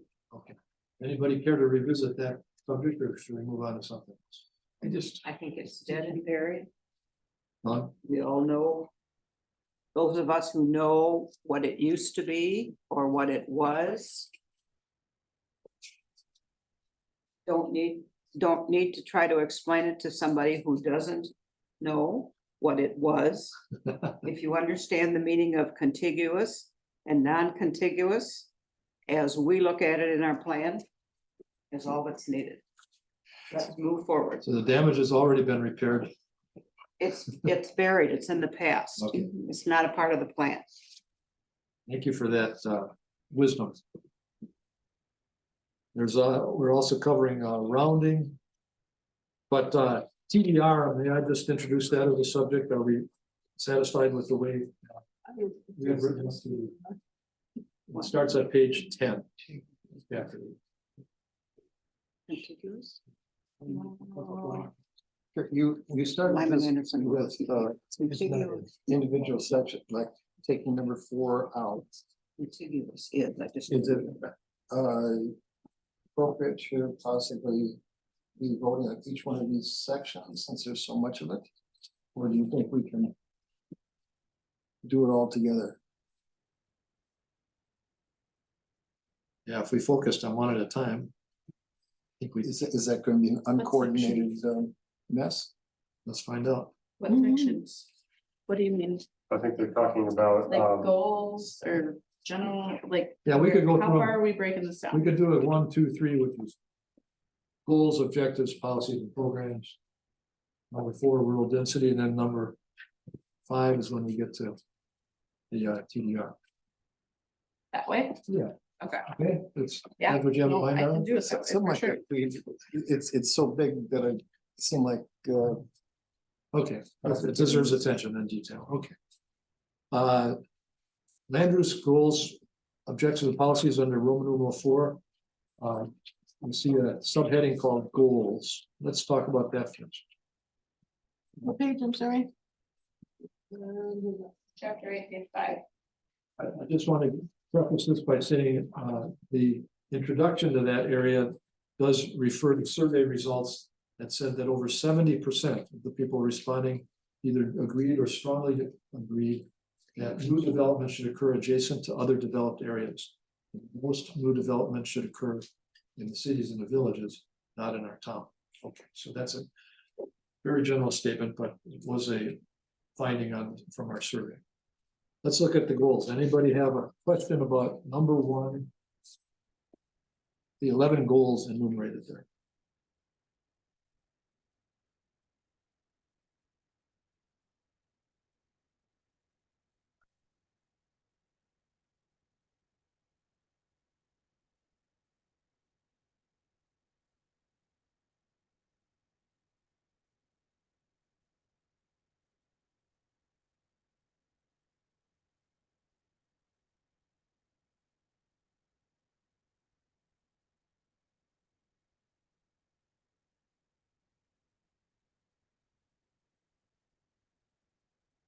Does contain a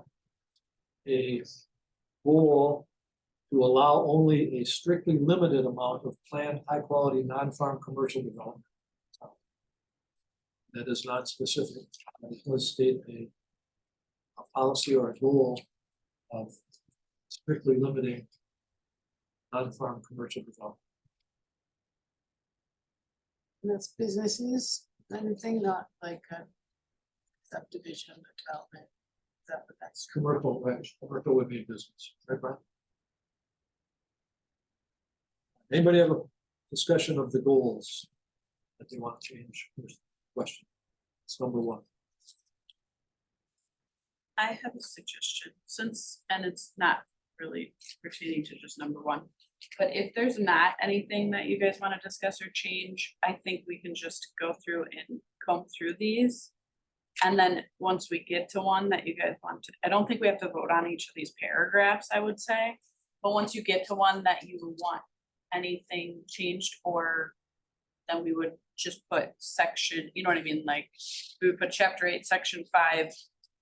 Number 3, and then we would put note, I would note and see if there was a vote that needs to be taken, because there might not even be a vote that needs to be taken. We don't need to take a vote on a comma or a misspelling. Okay, fair enough. I Yeah. think that's good advice. All right. So let's, I'll bring them up one at a time, but we're not gonna vote on each. Yeah, exactly. We can bring them up. Anybody got anything to say about goals? While we're there, anybody have anything to say about number 2 objectives?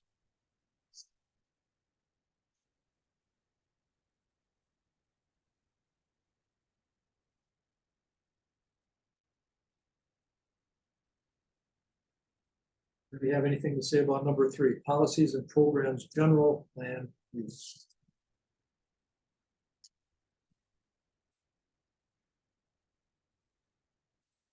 And these are consistent with our prior plan. Right? It's what we've been living with for this current 20 years.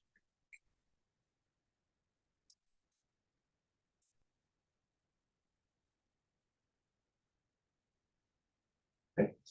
I'd like to move on to number 4, entitled Rural Density Policy. Density policy limits the amount of non-farm development and we use to guide town decisions considering rezones out of the FP 35. And it goes on to talk about more details. This I'm gonna have to get more specific. Sub A is already dead and buried. Is that your phrase, Sharon? I'm in Anderson rules is decided on. No, it's We fixed the clarified problem. already. We fixed it. Not going Was there any confirmation of that, that underwater, I mean, the underground water way? The water recharge area that was mentioned in our last meeting by my predecessor.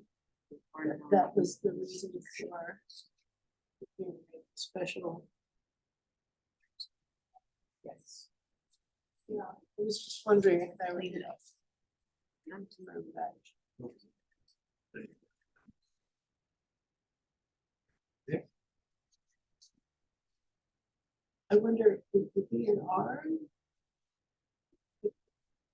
I think that it's I think that's some key information that.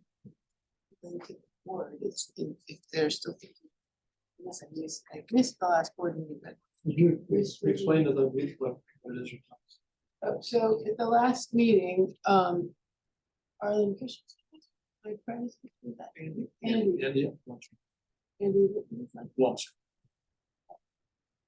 What is it? Andy Blumstrom. Andy Blumstrom, said that he was on this commission in 1994, and the reason why they took away those subdivision zoning rights for the, what we're calling the legacy properties, was that they were clustered over a water recharge area, and that increasing the density there could negatively impact the water for the whole town. So I haven't had a chance to research that. I think that if that would be a very important consideration for the town board. Scenario 2. Is that part of number 4? Chapter 8? Well, I was prompted by looking at protect, maintain, and restore unique natural resources, wetlands, floodplains, steep slopes. With regard to recognize the environment, so it's under objectives, numbers 3 and 4. I It think that- reminded me of that, and I just was wondering whether. I think I can speak to that. The guidance, I mean, the concern of a large density of rural development or development on private sanitary systems. The guidance on that has changed over the years. And the current guidance coming out of the Regional Planning Commission, which manages the groundwater quality plan for Dane County, is that if you have clusters of 20 or more septic systems with an average density of a septic system per 1.5 acres.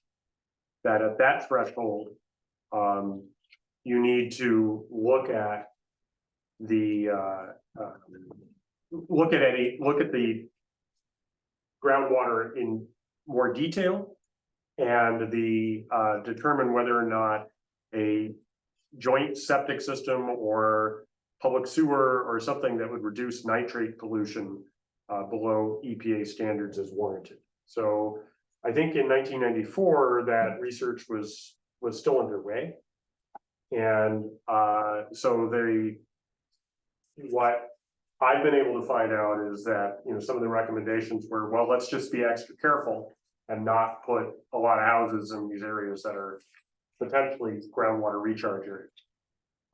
Since then, I think that guidance has been refined so that, you know, what they're saying is that if you have a concentration of 20 or more septic systems anywhere, that is dependent, particularly those that are dependent on shallow water wells, private wells, that you need to be very careful about nitrate pollution. So it's not an outright prohibition against it, but it's saying that if you're considering a new proposal that would create that kind of density, that you need to do some more groundwater analysis and maybe work to design systems that limit the nitrate pollution. So that's what I understand about the potential for groundwater pollution from that kind of development. And I do know that guidance was very different in 1994 than it is now. But I believe that in 1994, when what Andy was talking about, I thought that was taken care of, and that's why they decided that it would be 2+ acre lots. That's correct. But what, Okay, so a 2 acre lot gives you a little bit of room Yes, for yes, bargain. okay, because I So- thought that had a lot. So to do most towns in Dane County have a 2 acre lot minimum. with- Mhm. The proposed plan would keep that, and that gives you basically an extra cushion. It So addresses that. So it addresses that issue. So as long as all the lots that are created are 2 acres or more, you are not likely to fall afoul of that standard. And then if Even if they're not, clustered, even if they're clustered. right, and because If there's enough attenuation through the soil at 2 acres that you should be able to, under most circumstances, keep nitrate levels above or below EPA standards. Did that answer your question, Jessica? Yes. I think so.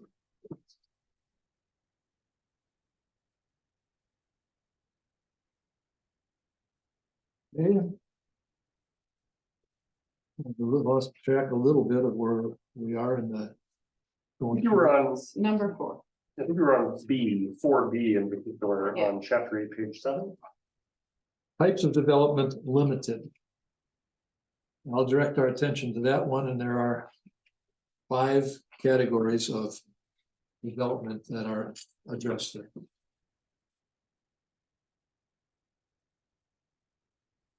Oh, Sorry, can we back up just to Jessica's point? Would adding groundwater to that bullet get at what you're proposing there? It's kind of implied, but also not stated in that. Under objectives? Under objectives, number 3. Yeah, I mean, I think that it would be appropriate there, because as you're saying, Brian, it is something we need to be mindful of. So you'd want to add the word groundwater into objective 2.3. Yeah, Anybody have a problem with that? Anybody against protecting our groundwater?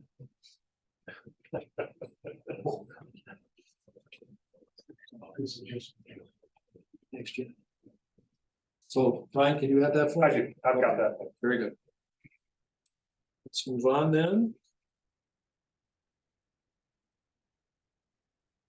Said we're up to number 4. What are you talking about? 4B. 4B. B, types of development. Types of development limited, and it says that this limitation shall apply to all residential development created after the date of 94. Anybody have any reason to dispute any of that. Is that a departure from what we did in the past, Brian? Same. The only difference is number 5, which is commercial development. The current plan, commercial development, does not count as a development unit anywhere in the town. And this plan proposes that that varies by planning area. Okay, and that's addressed in each planning area? later That's on? correct. This is saying that each one of these units requires a development, right? That's correct. Where does it say that? Except specifically exempted below, this limitation shall apply to all residential development created after December 15th, 1994, including. Oh, is it referring to A above? Yes, So yes, it's a continuation of A above. I'm sorry. that's correct. Okay, anybody else have anything to say about the type of development limited? I think at one point in our discussion previously, we had thought that maybe an example to clarify bullet number 1 would be helpful. I'll put that in my notes. but Can you think of what it was that the example was? it's just- I think if I remember correctly, it was in regard to multifamily. I think that some were confused on whether the multifamily home and duplex would be 2 splits or whether it would be One development right for a dwelling unit. Yeah. So a multi-family is more than 2. Yeah. So 1 per dwelling unit, so if it's 3 units, it'd be 3 3 splits. splits, yeah. Or I think that's before- what she was referring to when they I said see. that we talked about an example, it's just to, or was to clarify that what a dwelling unit, well, I mean, it says what a dwelling unit is, it says are defined as 1 or more habitable rooms which are occupied or which are intended or designed to be occupied as a residence by 1 family. So it's not a matter of how many buildings, but how many Dwelling units. Correct. Mhm. That's consistent with what Still think we need an example. Can you think of an example? I think you could just kind of put it more in plain language, that the example would be a duplex equals 2 development. And a 4-plex equals 4 development units, or, you know, Yeah. a 4 wonder a 4 too- apartment complex, however you'd say that. You know, from a sort of social equity perspective, is it really fair or reasonable to have, say, to count a duplex, like one building that has 2 units in it, but has like a total of maybe 4,000 square feet or less, compared to one ginormous, you know, Bergamot type single family unit that's got 7,000 square feet, but is a single family unit and counts as one thing. If there, you know what I'm It saying? would stop someone from doing that. For 16, I think you have to count each separate dwelling unit as a separate dwelling, unit, because otherwise you'll run into problems. You know, Yeah, 1 dwelling, 1 split, 1 But if you- dwelling no, unit but per what if you 6. described it differently instead of by unit, by resident, coming residential family units, which is another question like that. But by square feet, you know, no, okay, this is, why, what's your response? That's a, it just gets, that's a bit of social engineering. I Yeah. don't think we want to get into. If a person has, right now, a person can have their 800 square foot house with 2 bedrooms in it. And it's gotta have 2 acres and a septic field. And if we have the 16,000 square foot house, we've got 2 acres and a septic field and a spare. To me, that So was- I don't think we have, I mean, that simplifies things. pardon? That certainly makes it simple for us. It certainly makes it simple, and I think it's gonna be simple into the future too. It just seems like somewhat. I understand your social equity comment. But I think we're talking about here being practical and what can we enforce and what can we measure and what we can't. And this is all of those things. It's something we can count. I will tell you that, I mean, I know, you know, the county's also been involved in the regional housing strategy. To try and find, you know, opportunities for. Different options or types of housing throughout the county in order to meet affordable housing concerns. There could be an argument made that if, you know, you're talking about multiple dwelling units within one building, that would also foster a farmland preservation strategy by concentrating buildings in a very small area. So based on that, I could see the logic of a recommendation or a change that would count duplexes. Multifamily are problematic because you start to get into septic issues when you start getting much bigger than two houses. But certainly you could make an argument that allowing duplexes as one split or dwelling unit under a policy would create an incentive to try and create those kinds of units, which would foster that goal. Now, the thing I would say about that is that's a very dramatic departure from what the town has done in the past. We haven't really discussed that in front of the public. And I'm quite certain that there would be some very strong reactions to that from people who have already been through the process and created single family homes based on, you know, the 1/35 density. So I guess my suggestion would be that's an idea that I think the Plan Commission may want to take up, but I would suggest that you take it up as a future plan amendment and not as part of this discussion, because it's going to open up an enormous can of worms. Yes, I think that's a very good point. if we required only one for two, then the person who just built a house yesterday goes, or last month goes, wait, I could have made Exactly. 2 dwelling units Right. in my 4,000 square foot house, and I could have rented out the other one or whatever you wanted to Right. do. And definitely income property there. And Yeah, now I you're just changing think it deserves a lot of due consideration. I mean, Yeah. I think there's a legitimate policy argument to be made for it. And I think it's something that you may want to talk about, but you don't want to shortchange the public discussion on that. Sure, no, I think that's an excellent point. But do we want to explicitly, I guess, do we have to explicitly say that a duplex should be out of the question here, or I guess we just leave it as it's, would that be the way to go and deal with it? It's not out of It's not a question. big It's question, it it's just a takes big two count. It would splits. Just take 2 splits. There's nothing that says you can't build. Just that requires 2 splits. to Yeah. do it. And 4 acres. because it has 2 Not different. necessarily. A duplex would sit on a lot, a single lot. It would be zoned to allow for duplex use. So a 2-acre minimum lot size could still accommodate a duplex use on that lot. Duplex by definition are not in separate ownership, so they may own the. They may own the, I mean, if there's a condo, for example, on it, they might own the unit, but they wouldn't own the land. Okay, well, right now we've got duplexes that have been turned into condos. Right. So, Yes, but they still don't own the land. pardon? The land is still owned by one individual, not, the land is not condo, that's what condo is. A condo is a separation of a building by- building ownership. with different ownership. The land is still owned by a single entity. We've got basically 2 septic systems. Or a group septic Right. system.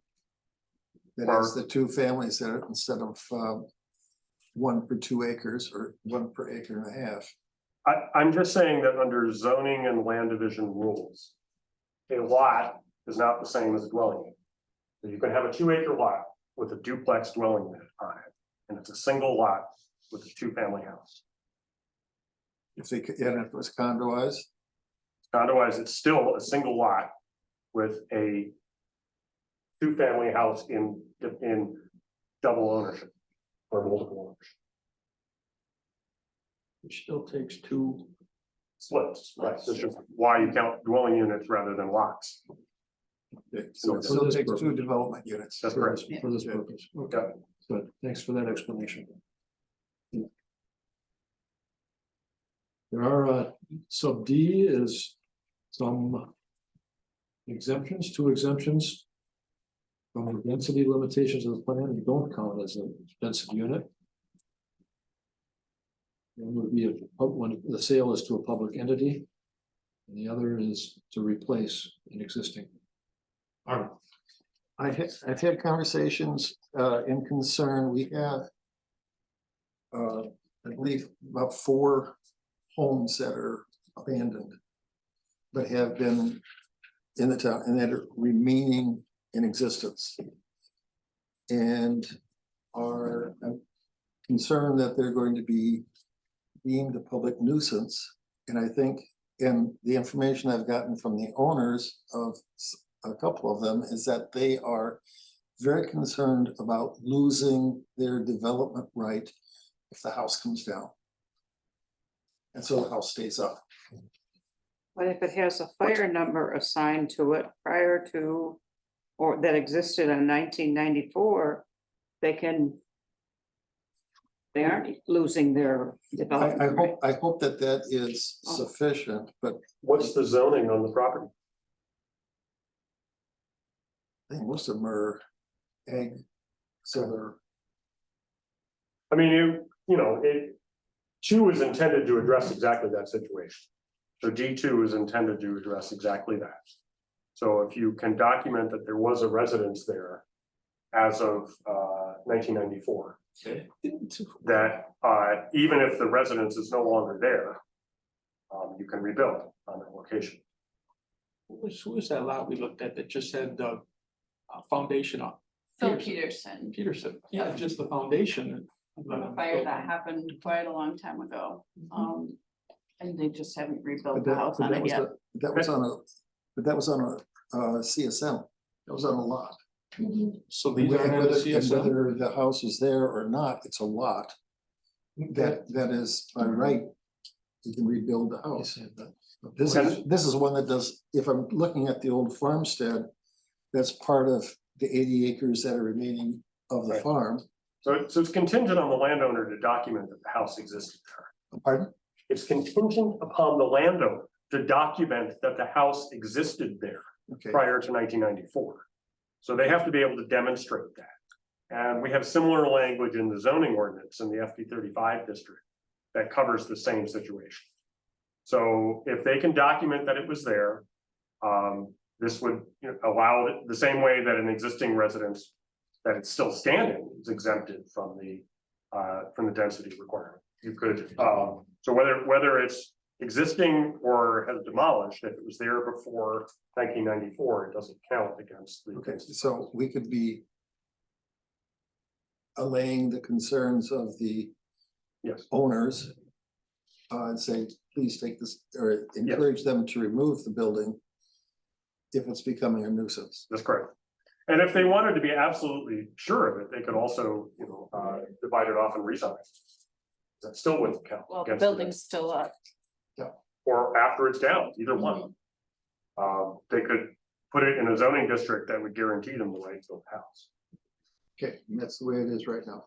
And this continues that. That's correct. And sub E, rounding is allowed. We've talked about that at meetings in the past. Everybody seems to be okay with rounding. Sub F. Can we go back So that's to, just rounding. Yeah, go ahead. this is my move, I guess.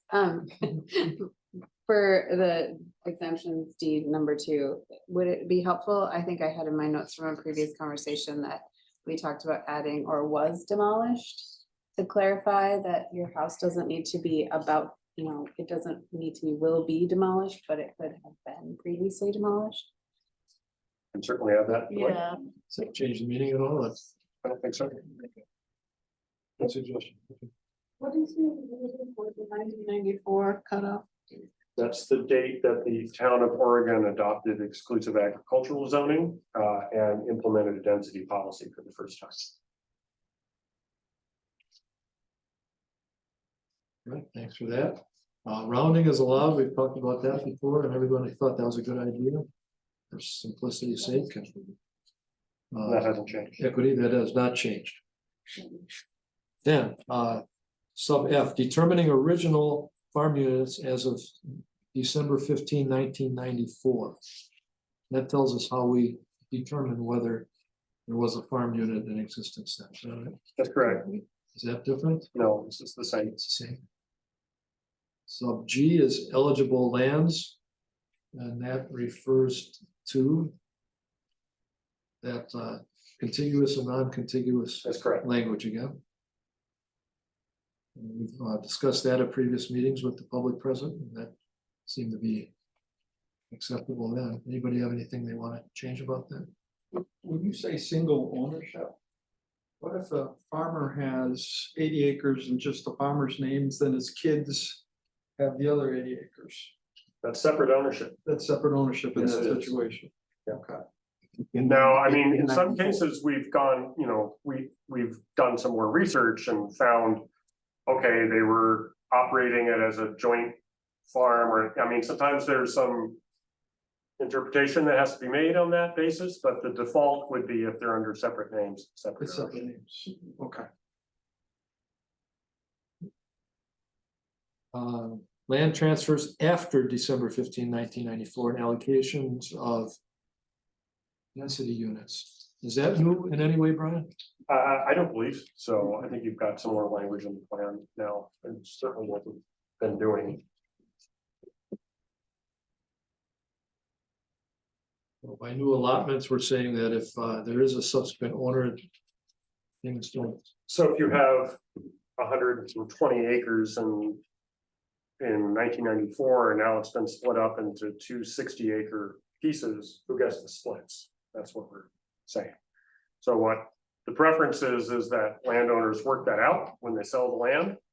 If they don't do that, that they work it out after the fact and get it recorded. Those are, you know, we don't want to get in the middle of that, of telling them. And then if there's no way of getting an agreement, you know, the town board will make some assumptions, you know, based on all potential future dwelling units remain with the largest remaining parcel. So it's an incentive to work it out before you sell large chunks of land. So real quick, this is just a example. So if a farmer had 65 acres of land, rounded up, he could get 2 splits with that, right? Yeah. Now, if he sells 30 to his son, he can include a split on that? You can include 2 splits if you Yeah, want. but Okay.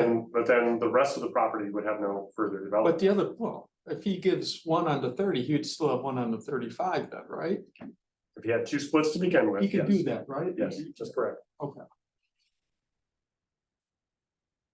Or the better example would be if it was, no, it'd have to be, you'd have to have 2 available to sell it that way. I'm just trying to think that through my mind, that's all.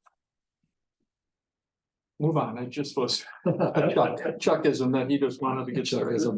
This is why we do density studies, right? Yeah. And this is why we send letters with them. So, when we see that situation, we try and alert landowners to that, say, hey, you're gonna want to do a title search. Because it's broken up into sometimes 4 or 5 different landowners. And we don't want to say who got what. You do that first. And our zoning committee, if they see that, they will postpone until it's worked out. Yeah, just a neighbor farmer, just, you know, he bought a piece of property with his son. And I was just thinking about that, because his son Right. wants to build a home. I was just thinking about that, that's all. And they can work it out after the fact. People sold it, no one was thinking about it, and there's nothing in deeds.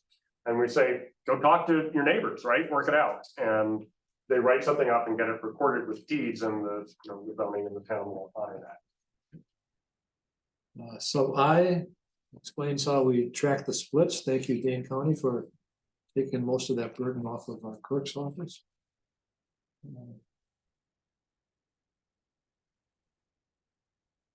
So that's in the line of a suggestion. But we're ready to stand by you guys to do that work for us. And then J is important because it tells us that there's an obligation on the landowner after the density units are exhausted, right? Right. We want to make sure that everybody is aware that their parcel does not have any remaining splits Yeah, and future landowners know that as well. and future landowners. And so that's why we're requiring them to put deed restrictions together so that a title search would reveal those. That's correct. Okay. Anybody got any controversial comments about that? Sorry. You know, sorry, that's good. All right, then we get to TDR. You wanna do 4? Oh, I skipped one. You wanna approve 4? Or you wanna go? No, we're Going through it, okay. Yeah, we got nothing to change in that, we just talked about that home replacement thing, but nobody suggested any changes, so we can move on without voting on it. all right, fine. All right, PDR is new. We've never had TDR before. We've requested that a simple, workable, modest plan be set up to do TDR. We're not saying it's on a trial basis, it'll really work. But we know from consultations with other townships that their TDR policies are not often invoked. You know what?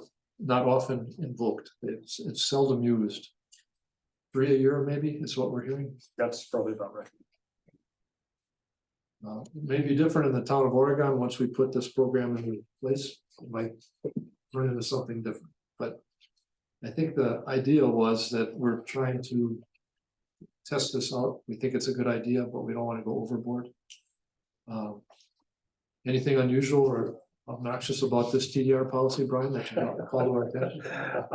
No, I mean, I think, one of when in other towns where we have done similar types of TDR programs to this one, what you see is, it's not a lot of sort of developers, accumulating development rights and doing a subdivision. That hasn't happened. What we're seeing is a couple of landowners, one of whom has got a lot of acres but wants to stay in farming, and another one who may have smaller acreage, poorer land, and they've used up all their splits and they want another split on their property. So it's usually a one-to-one transaction with, a sending area and a receiving area landowner. And they work it out, and if it, helps further protect, productive farmland and moves the houses from, productive soils to poorer soils, it's more of a convenience for those couple of landowners and allows a financial transaction to take place that allows them to do that. That's what we typically see. So it's certainly useful. I think it's very helpful to individuals in that situation.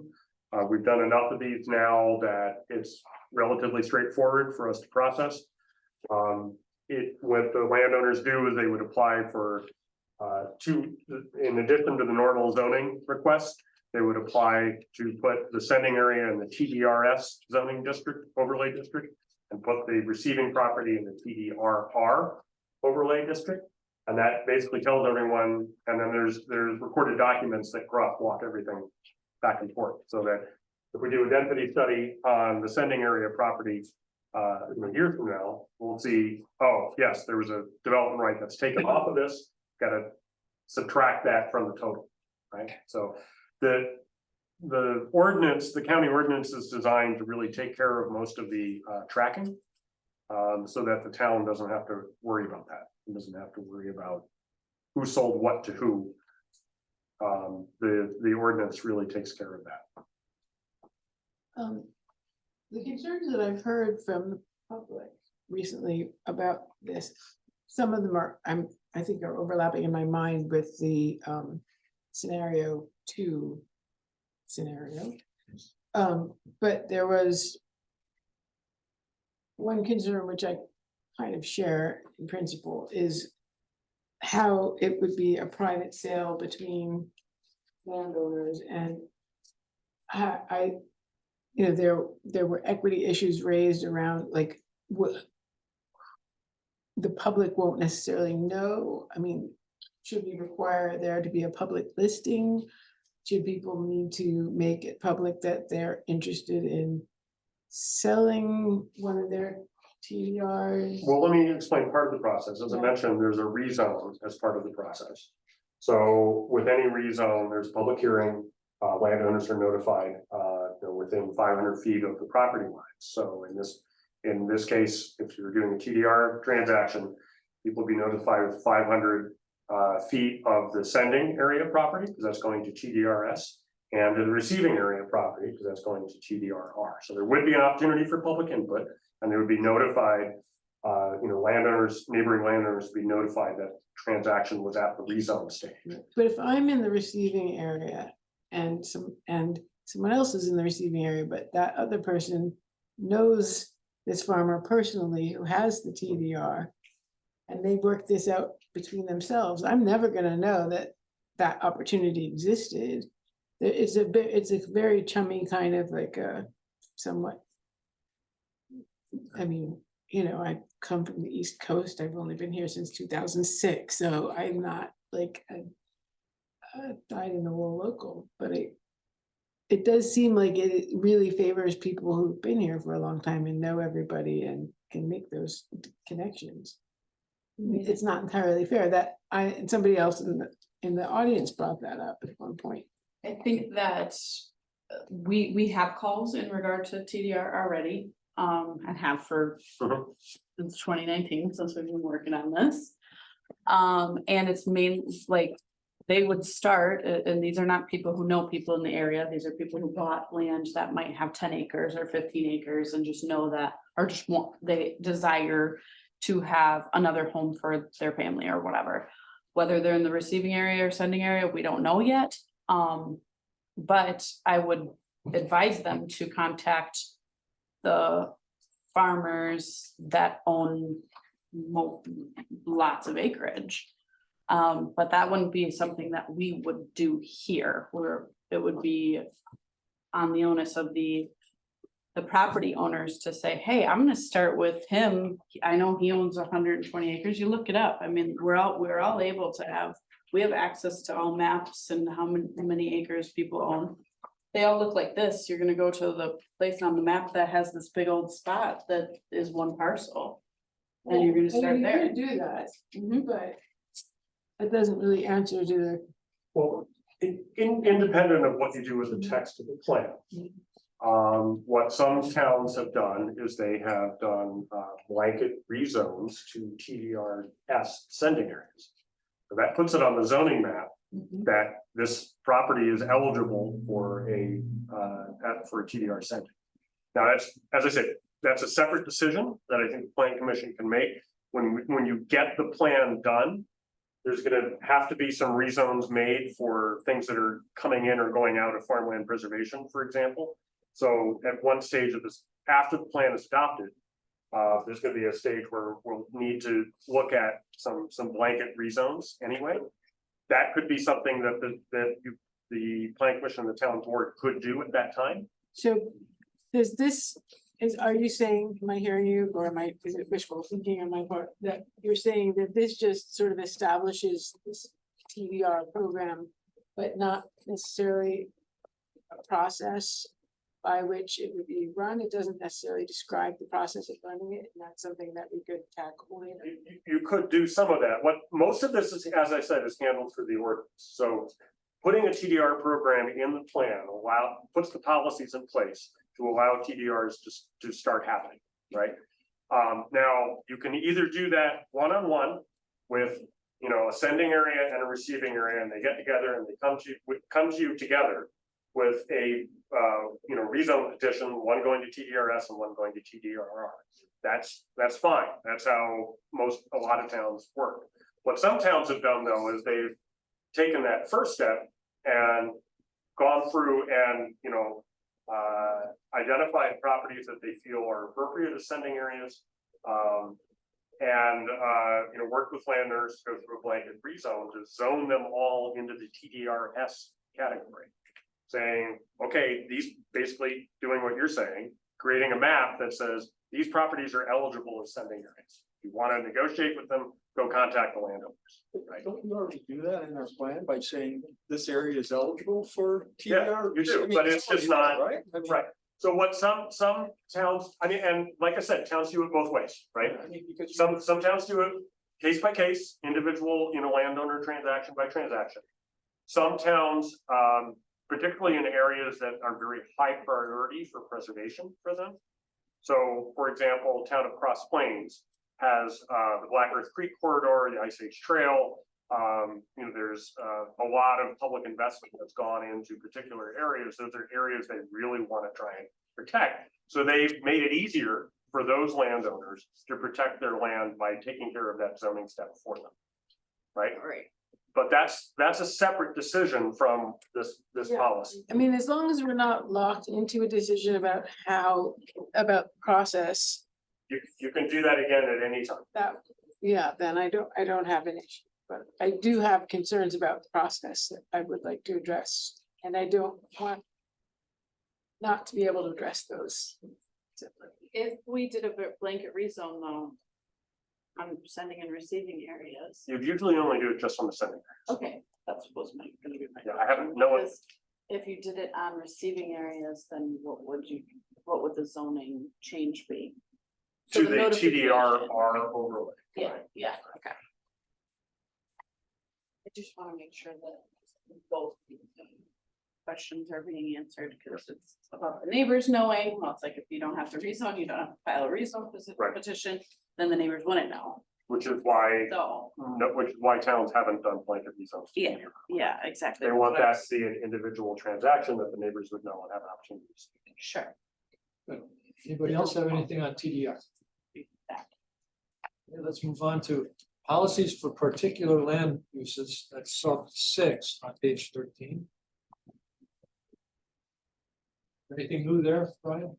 Yeah, the commercial development language is a little new. I think the mineral extraction language is pretty close to what you've done so far, but I think there's some language added. And then the renewable energy facilities, number C, is entirely new. Fairly new. Yes. Like to hear from any of the members of the commission as to comments they may have about these 3 particular land uses. Commercial, quarries, mineral extraction, and renewable energy facilities. Defined under renewable energies, the acreage or the size. Yeah. What were those again? So I can write those down again. I'm sorry. In size and So what did they say? It's, 10 acres, 100 acres. well, it's 100 megawatts is the 100 megawatts is the threshold by at which the PSC takes this. And that's usually what? Is that 100? Was it a megawatt an acre? Acre? So 100 acres or more? Thank you. Any other questions?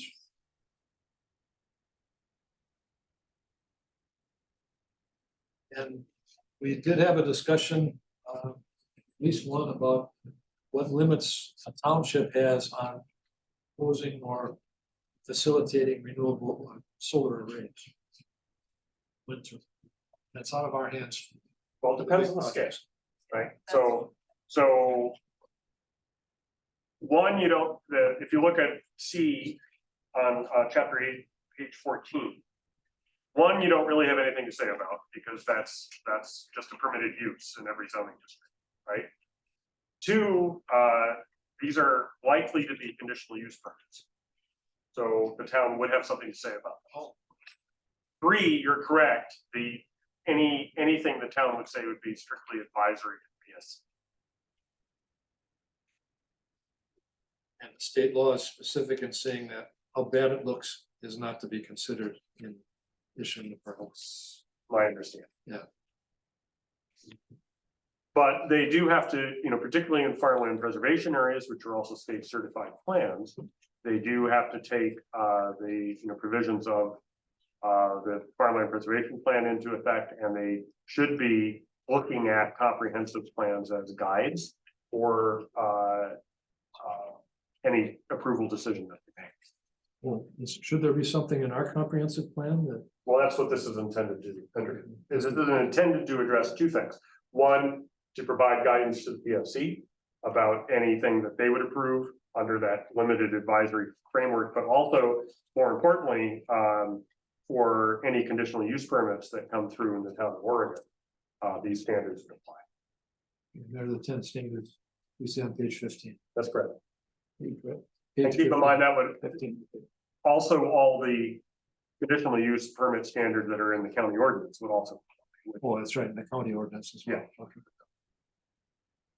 Anybody have any questions about the renewable energy facilities? I do, not that it affects the plan, but on number 8. It says something to the effect following the siting criteria for this plan to avoid productive farm soils. Mhm. I've heard a lot of people being approached for these solar farms on very productive Sure. farm soils. And yet nothing seems to stop that. And so I'm wondering what that really means. So let's say you have a 300-acre farm. And there's, all of it gets the same amount of sunlight, right? So they're all equally suitable for, and there's an opportunity to, influence exactly where on that property the solar arrays would go.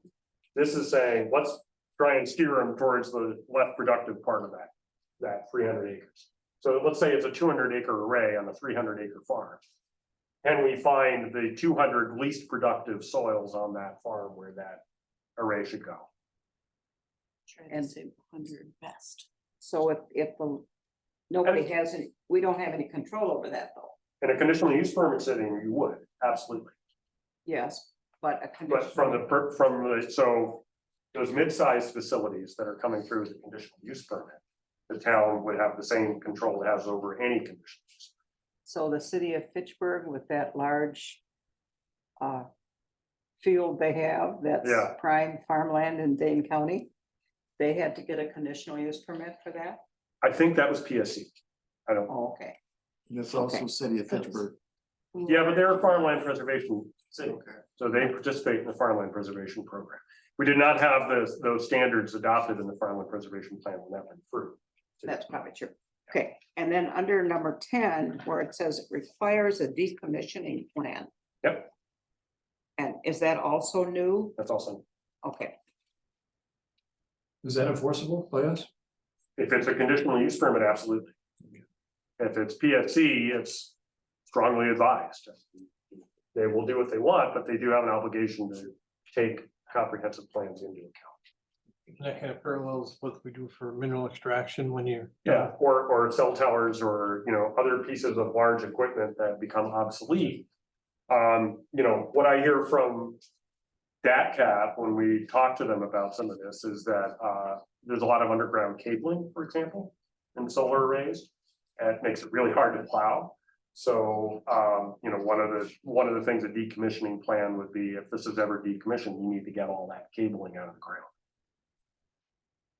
And the landowner would want that. You would think so. Out of line, yeah. yes. I mean, that they would push for that, they're, Right, so the right. developers are gonna be like, we wanna please the landowner so that we can get this to One would happen. imagine, yes, but So they would probably do a pretty the good. reason plan. that we started doing that with cell towers is because not every They weren't, operator yeah, had that attitude. so- or we're privy to it. Right, If the utility or other entity that has it has gone bankrupt or closed and they don't have the money anymore, then that's now that's why we talk about financial instruments too. Yeah. So that if they go out of business, there's, some tool available to allow for decommissioning. Good, thank you. Anybody have any more questions about renewable energy facilities as written up here in the draft plan? Ryan, is this consistent with what other towns are doing? And This is new, you're viewed first, but we have similar language in the farmland preservation.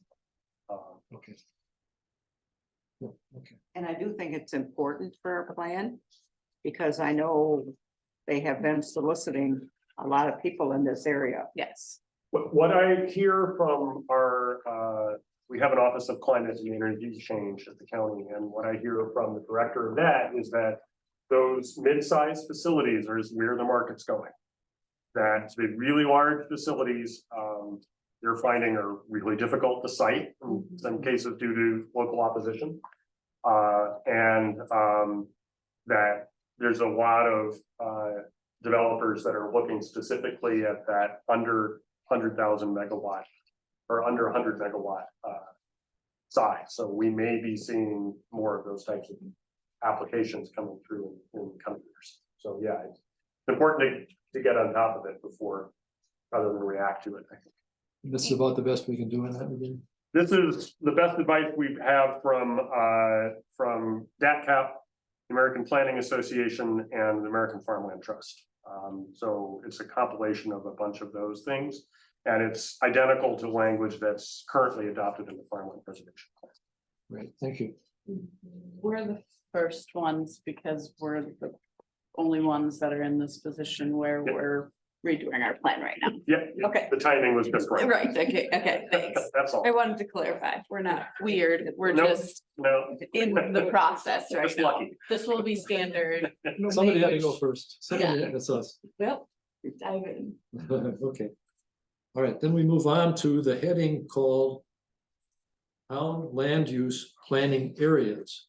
And the paren says map 32, and that's because planning areas are defined by what's shown on the map. Yeah, that's it. Oh, The map. what did I, We zoomed in too far way too far, and into the wrong town.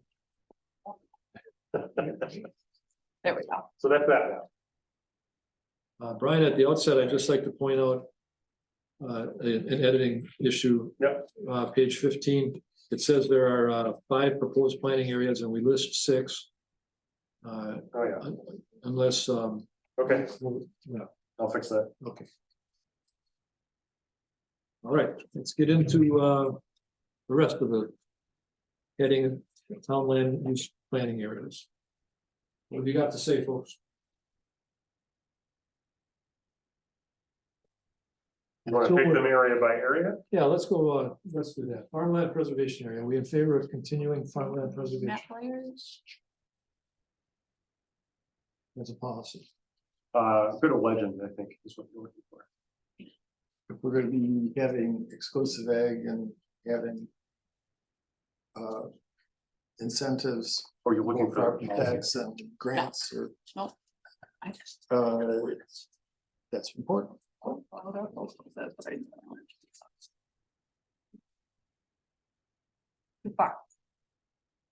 Yeah, unfortunately, this It's map not gonna work. gives you limited zoom options. Is there a map that we've been given in our packet that would reflect that? No. Right, You would already. post them now. If you guys held on to them, you were provided them when they were available to us, I never throw a map on. but if you don't, I have trouble finding the right ones. That's good. Yes. we know Sharon does good issues. All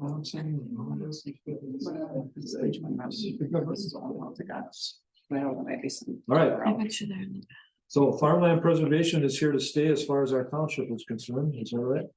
Yes. And it dictates a lot of other things that we sought to do. That's a good one.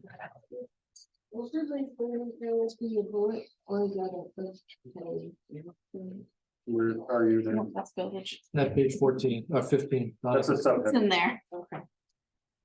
Yeah, it came as part of what Dave's got there, the book. I don't know what you did. Okay, you can share it. Anything radically new in the farmland preservation section? The only really significant change here is that, in farmland preservation, we're proposing that commercial development does count as a density. Okay, which is consistent with trying to keep the area rural. That's correct. Undeveloped. Anybody else have anything to say about the farmland preservation area heading number 1? Oh, the other, I'm sorry, the other change is, there's an exception to the road frontage requirement. For new lots, Where do we where put the that? town can approve exceptions to the frontage requirements. This is on chapter 8, page 18. Item C1. So that language is new. For farmland Could you preservation. help me again? What page 18? Chapter 8, page 18. Item 4C1, the bottom of the page. The word exceptions is underlined, so that directs you to the area. What did we put that in there for, Brian? There was some discussion in the plan commission about circumstances where in order to get a home site on a property.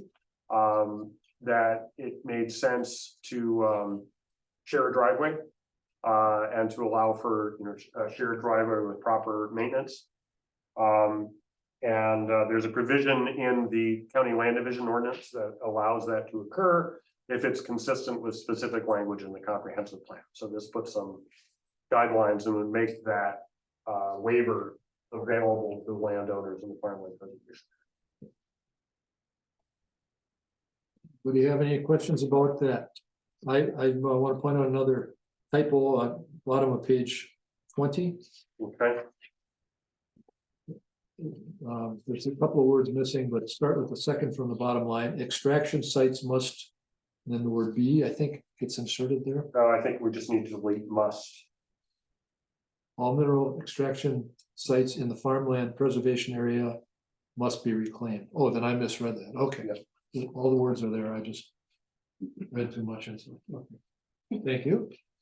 Never mind. Yeah, no, that first must should be deleted. I can do that. Okay. Any other questions or concerns or comments regarding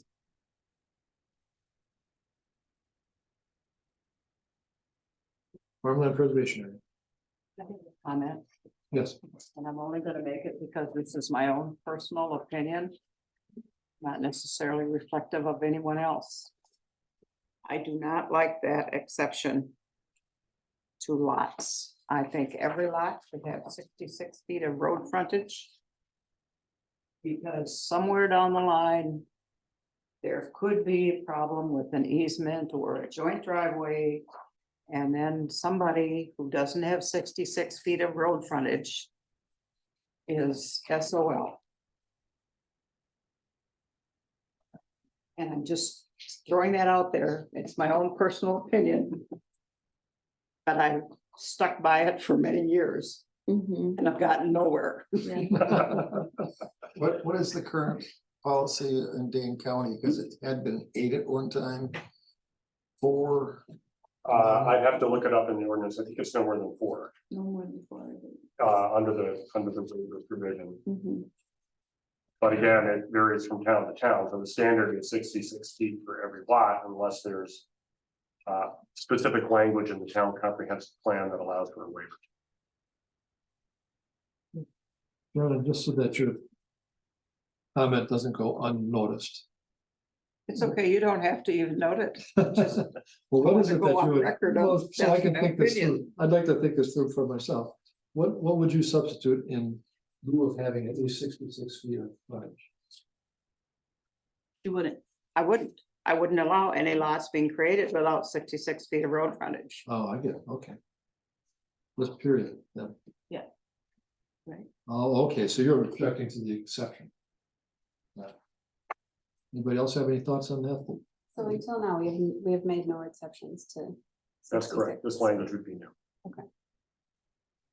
And how many requests do we get or frustrated people who get turned down? Now, what is this meant to address? Any real life example? I mean, I think if you've got. Imagine a situation where you've got a lot of farmland.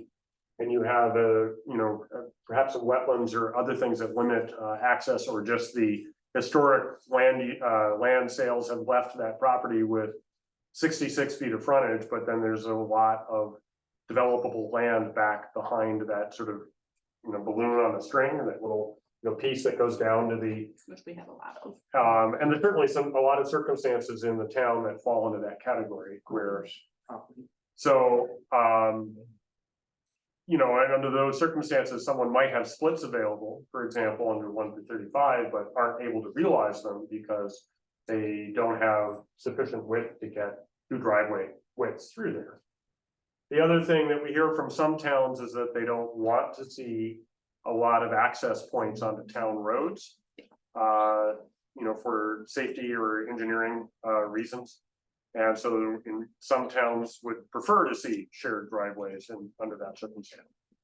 The ordinance in 75 does include some requirements for a maintenance agreement. And that roads be improved to town engineer standards. And there is requirements for reporting. But certainly I think the situation that Sharon talks about certainly can occur. You're still depending on private individuals to maintain those roads. And if they don't do that, I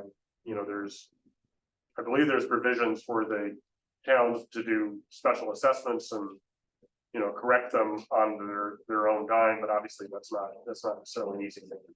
So, there are definitely arguments on both sides. Yeah, we've recently done some for sure. I mean, probably 3 since I've been here. Like the Honeyacres and the Shapiros, just the bottom part of their driveway, very bottom of it. They got a ton of driveway to themselves, I can promise that. But that's because they're citing for, even though they were 20-acre lots, where they wanted to site was near each other, so that their driveways, if they did 2 separate, would come down right next to each other. So it'd be like this. Yeah, I understand. Yeah, I understand that situation, because I know right where it is. Yeah, And exactly. I didn't bring this up to have a discussion and to change the plan because I know it isn't gonna change. Right. I just wanted everybody to know that if I sometimes snark about no 66 feet of frontage, that's where. That's why. All right, you're being consistent. I sold too much real estate to know that there's issues. Ah. That's beside the point. So Okay. let's move on. Absolutely. So that was driveways, roads, and road frontage. There's additional criteria for things like manure storage plans. That's all standard, right, Brian? Yes. How about commercial development? Is there anything different there? Let's see. That fact that they count against the rural density policy, they just changed it for commercial development.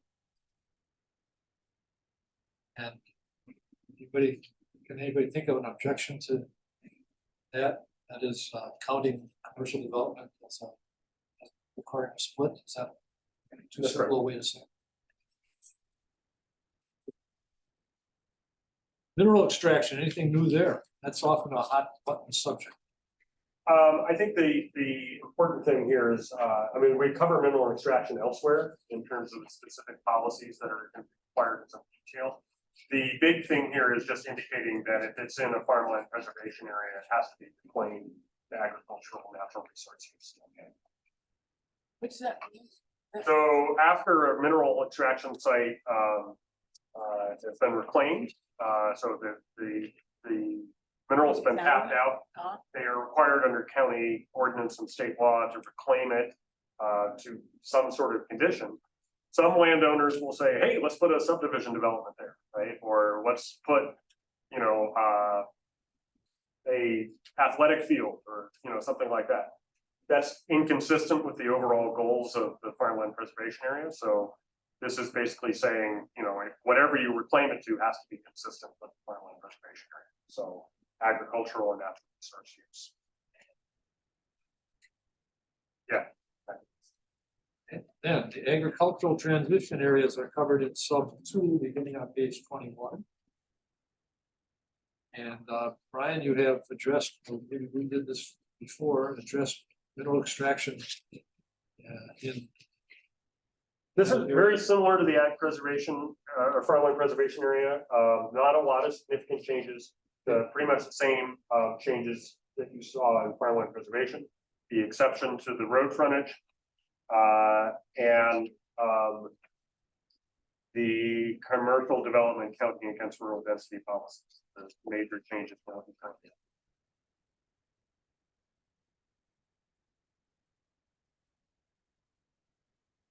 Anybody have any comments on agricultural transition areas as written in this draft?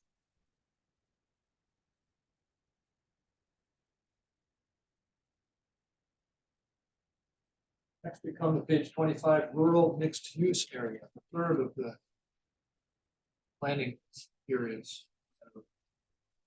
Describe. What I'll say about this one is that this is really sort of a new area. It's kind of loosely similar to rural preservation too, in your current plan, but there's some key differences. Probably some of the more significant differences are that general commercial zoning is allowed in that district, subject to some very specific policies, which we can go over. I think what else? The road frontage does apply in rural mixed use.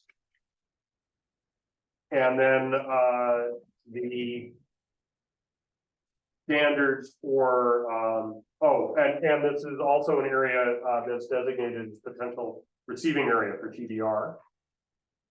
And then finally, the commercial development standards are pretty detailed, as is the standards for rural industrial development. Can you fill us in or give us your vision of what it means to be a local resident? On page 27, commercial development. Sure. Limited the services for local residents.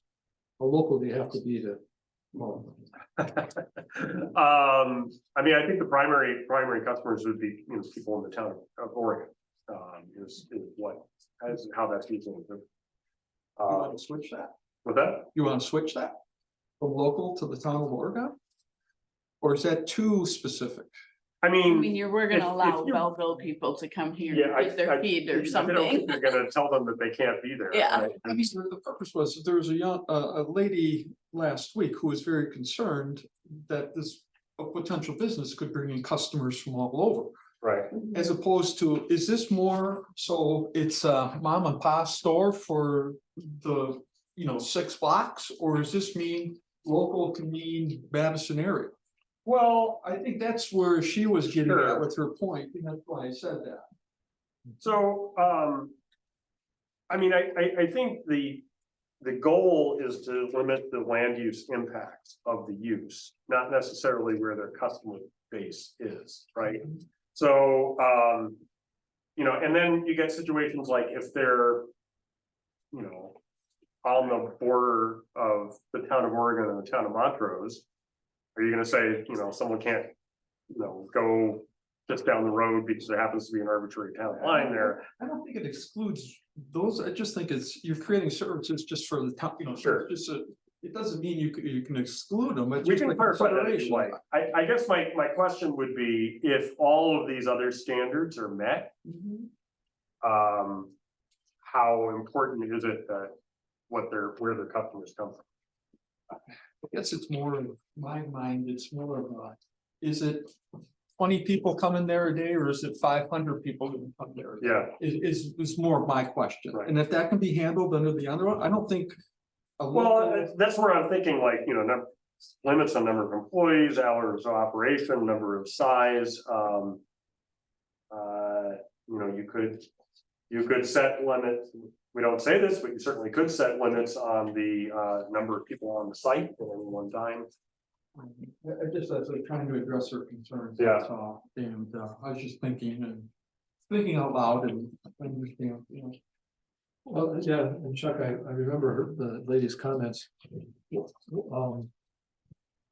Somebody could say a Walmart or a Costco serves the local residents, true, but it would sure attract people from a bigger area. Or you could have someone providing something on the internet and serving a global Yeah. customers. I think None of whom might ever show up at the shop. Amazon will take care of that for you.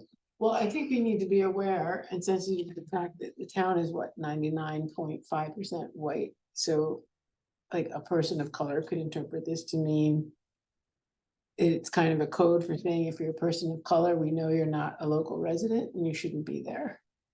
So, yeah, Open to suggestions.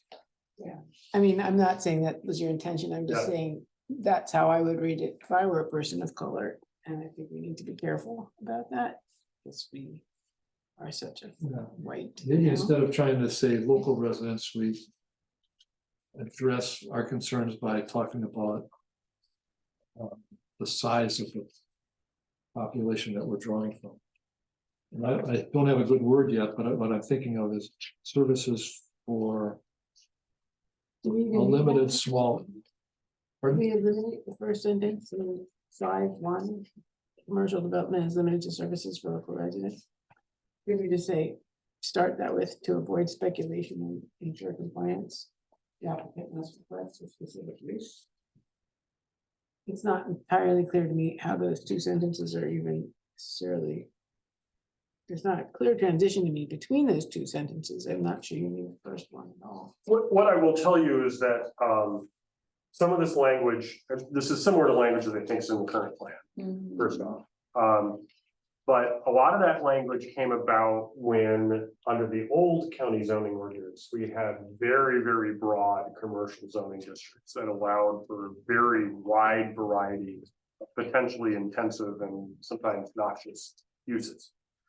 With the new zoning ordinance, there was a lot of effort taken to try and make those districts more uniform. So that, you know, if you've got one type of use in general commercial, pretty much any other type of use in general commercial is gonna be somewhat similar in terms of its impacts.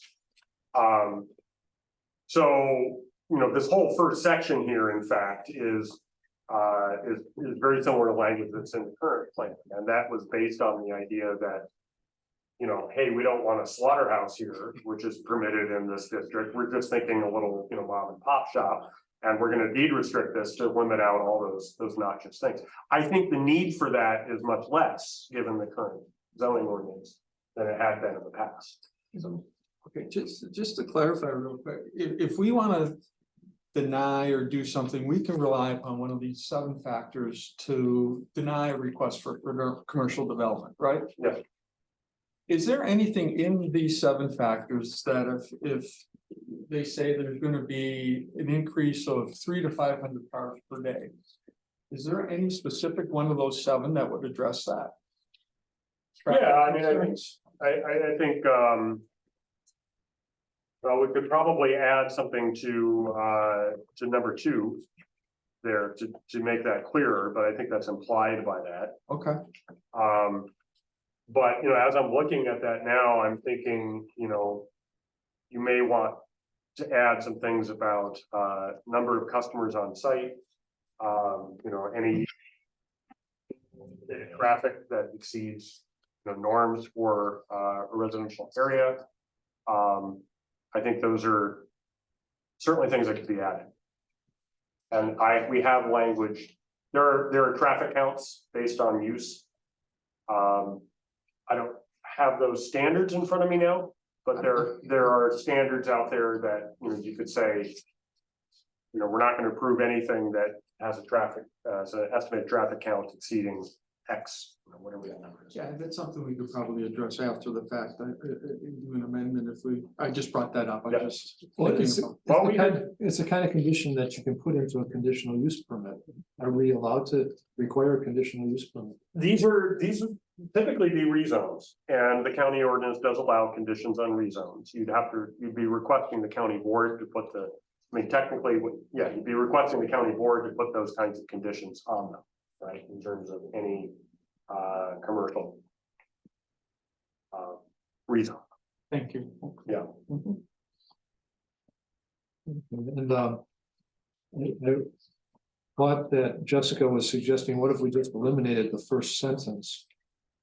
Yeah, I'd like to suggest that you eliminate the sentence, commercial development is limited to services for local residents. Yeah, because the same sentence appears, or a similar sentence appears in the next heading of planning area, the traditional subdivision area. It talks about local residents. Take care of that now or get to that in a little bit? Anybody else have any comments? We took out the local residents part, is that? Yeah, I think Offended there's a by- lot of focus on local residents in it. It's something we need to excise as much, I mean, unless it's really important, you know, like, and logical that you would be, it would only affect you if you were a local resident. Or the We have to local- be careful about not implying that The local public, exclusivity. In this case, I would just take out that sentence. What are we actually trying to accomplish with that sentence, I Keep guess? keep it small. I keep think. it small, keep it Yeah, small. and that it should benefit the community and not be, are we trying to restrict something that doesn't have a local community benefit? Or are we, trying to, I mean. I mean, I think let's the say it has a Walmart local idea, is, benefit. you know, I think what is really intended is something like, you know, a Walmart or a regional distribution, an Amazon regional distribution So center. we're really getting at scale. Could we just say I agree. small More than, businesses? Is there any- Well, there's other language in there that talks about scale, right, right? Number 4 talks a lot about scale. You know, I think, what I would suggest, I think the suggestion to eliminate that first sentence in 1 is a good one. I would think, adding something in 2 about traffic and or number of customers on Mhm. site would do a better job of getting at what I think 1 is intended to do. yeah, and I think the traffic thing that you mentioned, and then maybe if we could state that in a way of a, you know. Consideration. Yeah, or a, you know, a proportion in relation to the current state. If it's gonna, you know, change it by more than 50% or, you know, something like that. Or out beyond what the normal. I Okay. think is how you said it.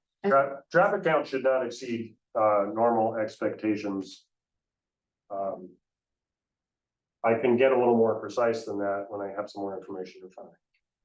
I think we're looking at typically the discussion had been on size, scale of the operation, how much traffic are we generating? And the important part of that does this need services of an urban area, the water, the sewer. Right. The utilities. But if you just have a gigantic warehouse that's storing boats over the winter, It's really about appropriateness, right? that's that. Yeah, is it I mean, you know, some degree of indoor storage could be, I mean. Many warehouses are they're defined separately. They're in the heavy commercial district. So they wouldn't be allowed in GC or LC zoning. But some degree of sort of indoor storage would be permitted under LC zoning. Mhm. And they're pretty, you know, unless they're enormous, which you've Right. already addressed, they're pretty benign. You're not gonna have a lot of impacts from something like that. Think you can fix that for us? I think so. Because I think we kind of have a consensus that the trying to limit it by identifying local residents as problematic. I mean, you know what, I think the easiest thing to do would be just say the town, and 2, say the town may set additional limits on the number of employees, customers, traffic count, hours of operation, and just leave it at that. Mhm.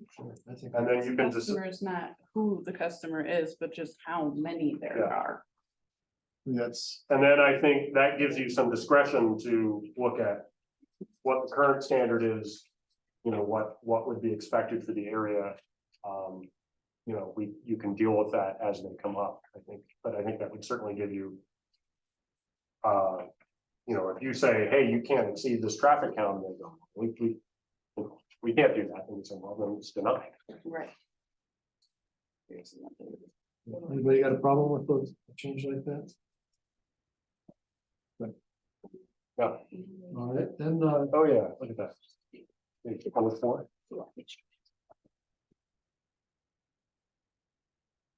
let us move on to the next planning area, traditional subdivision area, number 4, beginning on page 29. And this would be a good time, I think, to talk about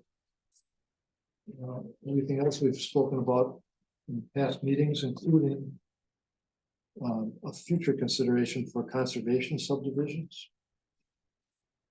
There's been a suggestion that maybe we should permit those or facilitate them in some way. So I'm just opening this part of the discussion up to traditional subdivision area. I don't remember what a conservation subdivision. So the current plan includes some language about a conservation subdivision that 60% of the developable area is preserved as permanent open space. And then the lots are clustered in the other 40%, and then includes some guidance about how to do it. So the language in the plan that's about most of what it says. The problem is that it says, you know, there are no areas mapped in the town where conservation subdivisions can exist under the current plan. And the current plan talks about, you know, hey, we may consider adding this in the future, but it's going to be a future amendment to the plan. And I think in previous group of this plan commission, we discussed that, and the feeling was, well, if it's going to require a future amendment to the plan anyway, why do we even have the language in there if we're not ready to apply it?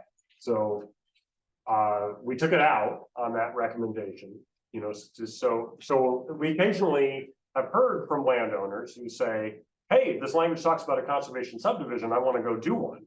And, you know, can I do it on my property? And the answer is, well, no, because you're not mapped for it. So what do I need to do? Well, you need to get the town plan commission and the town board to agree to amend the plan to put something on the map that says you can do that. And that's an awkward conversation to have with a landowner. You know, and the language in the plan now, I think, gives people some false expectations of what's possible. Because they see that and they say, hey, that sounds great, I want to do it, but the plan doesn't allow for it in any location. So, you know, my recommendation at the time to the planning commission, and that version of the planning commission supported it, was say, let's just take that language out. And if you want to come back in the future and talk about conservation subdivisions, which are a good idea, but talk about it in the context of where should they occur? Should they be part of a TDR receiving area? How do they occur? How does people apply? And put them all together as a package rather than put half of it in and leave half of it out. So that was the history behind that decision. I have a question, not just on the conservation subdivision, but a traditional subdivision. Yep. It seems that where we're at, and there is really our traditional subdivision area, it's just defined the area that is currently a traditional subdivision. With some extra room. There's 46 parcels that are a little larger. But they're within the subdivisions. In some cases, they're not platted. In some cases, some of those lots are CSM lots that have been designated. They're not all platted lots. They're platted or CSMs, Yep. something of that effect, but adjacent or part of a subdivision. Now, I have an accepted offer on a farm. And I feel this is great ground for a conservation subdivision or a traditional subdivision. Both cases, I would have to come before the town board and the plan commission and say, let's change the comprehensive plan. Or just looking at the steps to go through. Yep. And these are steps that are possibly doable. Change the comprehensive plan, rezone it, plat it, or CSM it, or something, and have more than the 4 or 5 lots and meet the Dane County subdivision ordinances. Yeah, I mean, so if you're talking about a farm, you're in a farmland, probably in a farmland preservation. No, it's on the hillsides of wooded. Okay, so it's rural mixed area. What is the current planning test? I don't know, it's something that's not prime farm. Okay, so let's say for the sake of arguments in rural mixed use. It's in this pink area, let's say the pink area, not the green areas, but any of the pink areas. So right now, the rural mixed use area in the town plan says that you can't develop more than 1 per 35. So a subdivision is gonna be tough to do unless you have a huge amount of. That's true, but I'm coming in and I'm going to. Right. I So, have so, to amend the plan. so the first thing you would want to do, if, under the plan as current, the plan text and map is currently drafted. The proposed plan, you would seek a amendment to the plan map to put that area in yellow, traditional subdivision. Okay.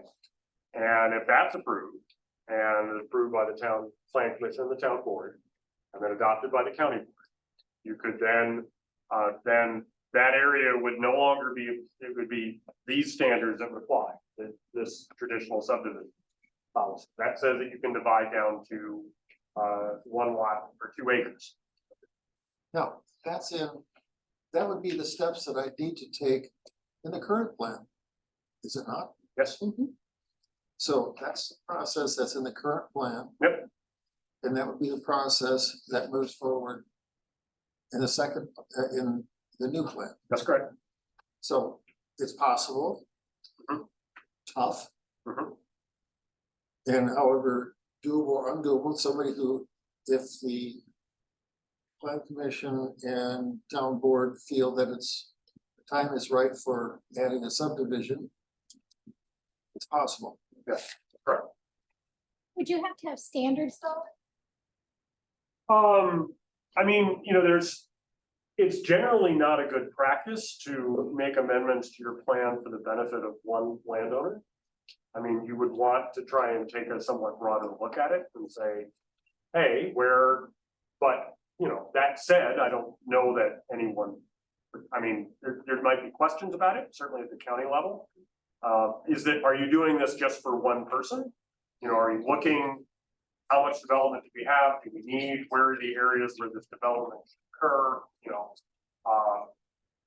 so yeah, you would have to have some criteria to evaluate that, so that you're not just doing favors for one individual.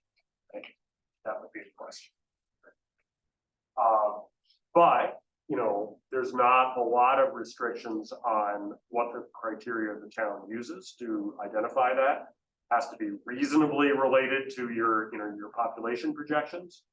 But there's a lot of wiggle room there. So yes, I mean, it is possible for the town to amend the plan map to allow for more areas for traditional subdivision than that currently shows. But that would be something that, again, has its own political problems. Yeah, right. So which is why it's a decision that ultimately has to be made by elected officials from the town board, right? Because they're the political entities who are charged with making that kind of decision.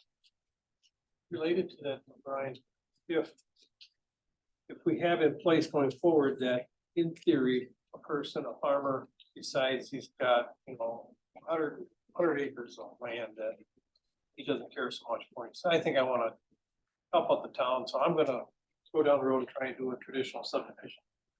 This town needs houses. And stuff like that. And maybe, you know, everybody agrees with that. From the context of our vision statement, we'd be better off with a traditional subdevelopment than a conservation subdevelopment if we use less acres. A traditional one would use less acres to get the same amount of homes as a conservation one. When you talk about the 60-40. Yeah, no,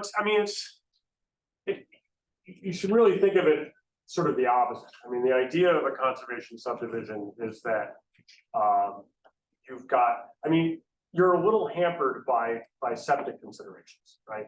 So because you don't really want to squeeze your lots a lot smaller than 2 acres. No, but let's say, for example, someone was going to do a conservation subdivision and they were willing to invest the time and the money to do a groundwater analysis and to come up, you know, use a joint septic system that specifically treats nitrates, right? Under that circumstance, maybe you, instead of having 2 acre lots, you can reduce those lots down to ½ an acre. And then you gain that much extra permanently protected open space, right? Whether it's farmland or recreational land or natural resource protected land that would be permanently protected and managed. Can that same concept be done in a traditional subdivision? Could that guy do the analysis? And then if that gets plotted out, those don't have to be bigger lots in a traditional, they could be small, right? Just that's true. I guess I'm just trying to, for my own well-being, decide, do we need both type of subdivisions available, or like you say, do we stick with just our traditional? Right. Do it. Well, I mean, a conservation subdivision would probably meet all of the requirements of the traditional subdivision. I mean, the issue is, do you want to encourage one style of development or not? So, I mean, someone could do a conservation subdivision. And aside from maybe the lot size, could meet, tick off everything that we have here. So how would we encourage them to do that?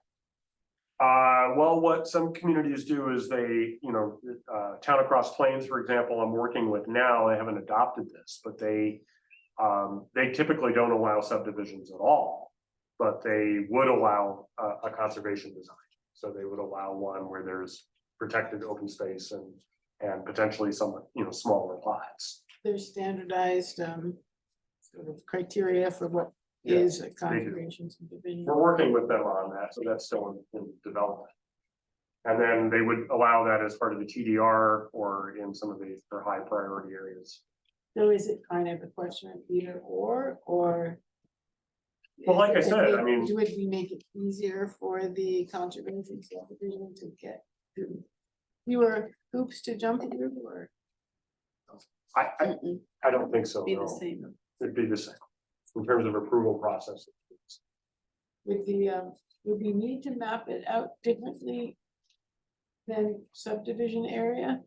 Because it's a conservation subdivision, but it. Well, I think the real issue is that the way the traditional subdivision areas are mapped, particularly in scenario 1. They are conformed pretty closely to the areas that are already platted for CSM. There's not a lot of room, right? So, we did some analysis on that, where we talked about the redevelopment potential, under both of those scenarios as to what that would mean. And it's marginal, right? There's some room and you could add a few lots here and there, but adding a 200 lot subdivision just isn't possible. There's not enough room for that. So if you're going to do that, that would have to come from either the rural mixed use area or the farmland preservation area, because those are the only places that have the room to accommodate that kind of development. In those conservation subdivisions, would they potentially be, I mean, it's nice to think that 60% would be rural, but is that then private land? Would there be, how much would the residents of Oregon actually benefit from that? It depends how those policies are written. But these are, if the town is interested in doing or promoting or encouraging conservation subdivisions, I think these are all questions that need to be answered. And this would be this was, the basis of sort of my suggestion, initially was if you're not prepared to do all that, right? And to identify places where they can occur, it's probably best not to talk about conservation subdivisions in the plan at all until you're really ready to go, right? So think that is like an addendum later kind of thing? You could do it as a future amendment to the plan, right? I mean, because what it's gonna take under any circumstances, I think that's Arlen's point. Even under the current plan, if you wanted to do a new subdivision or a new conservation subdivision, you would need to get the plan in it because there's not enough room on the map to do it. Right? So either way, you're gonna have to go through the same process, Right. to allow those things to actually occur. My professional feeling is that it's better to present landowners with a complete way of getting to what they want, rather than saying, yeah, we might do this, but we're not ready to do it yet. I mean, that sends a mixed message, right? Are we entertaining this? Brian, can I just ask you something? How do you create, like, the board struggles with winners and losers? And Yeah. so when you map things, it creates that winners and losers. Is that still what you suggest?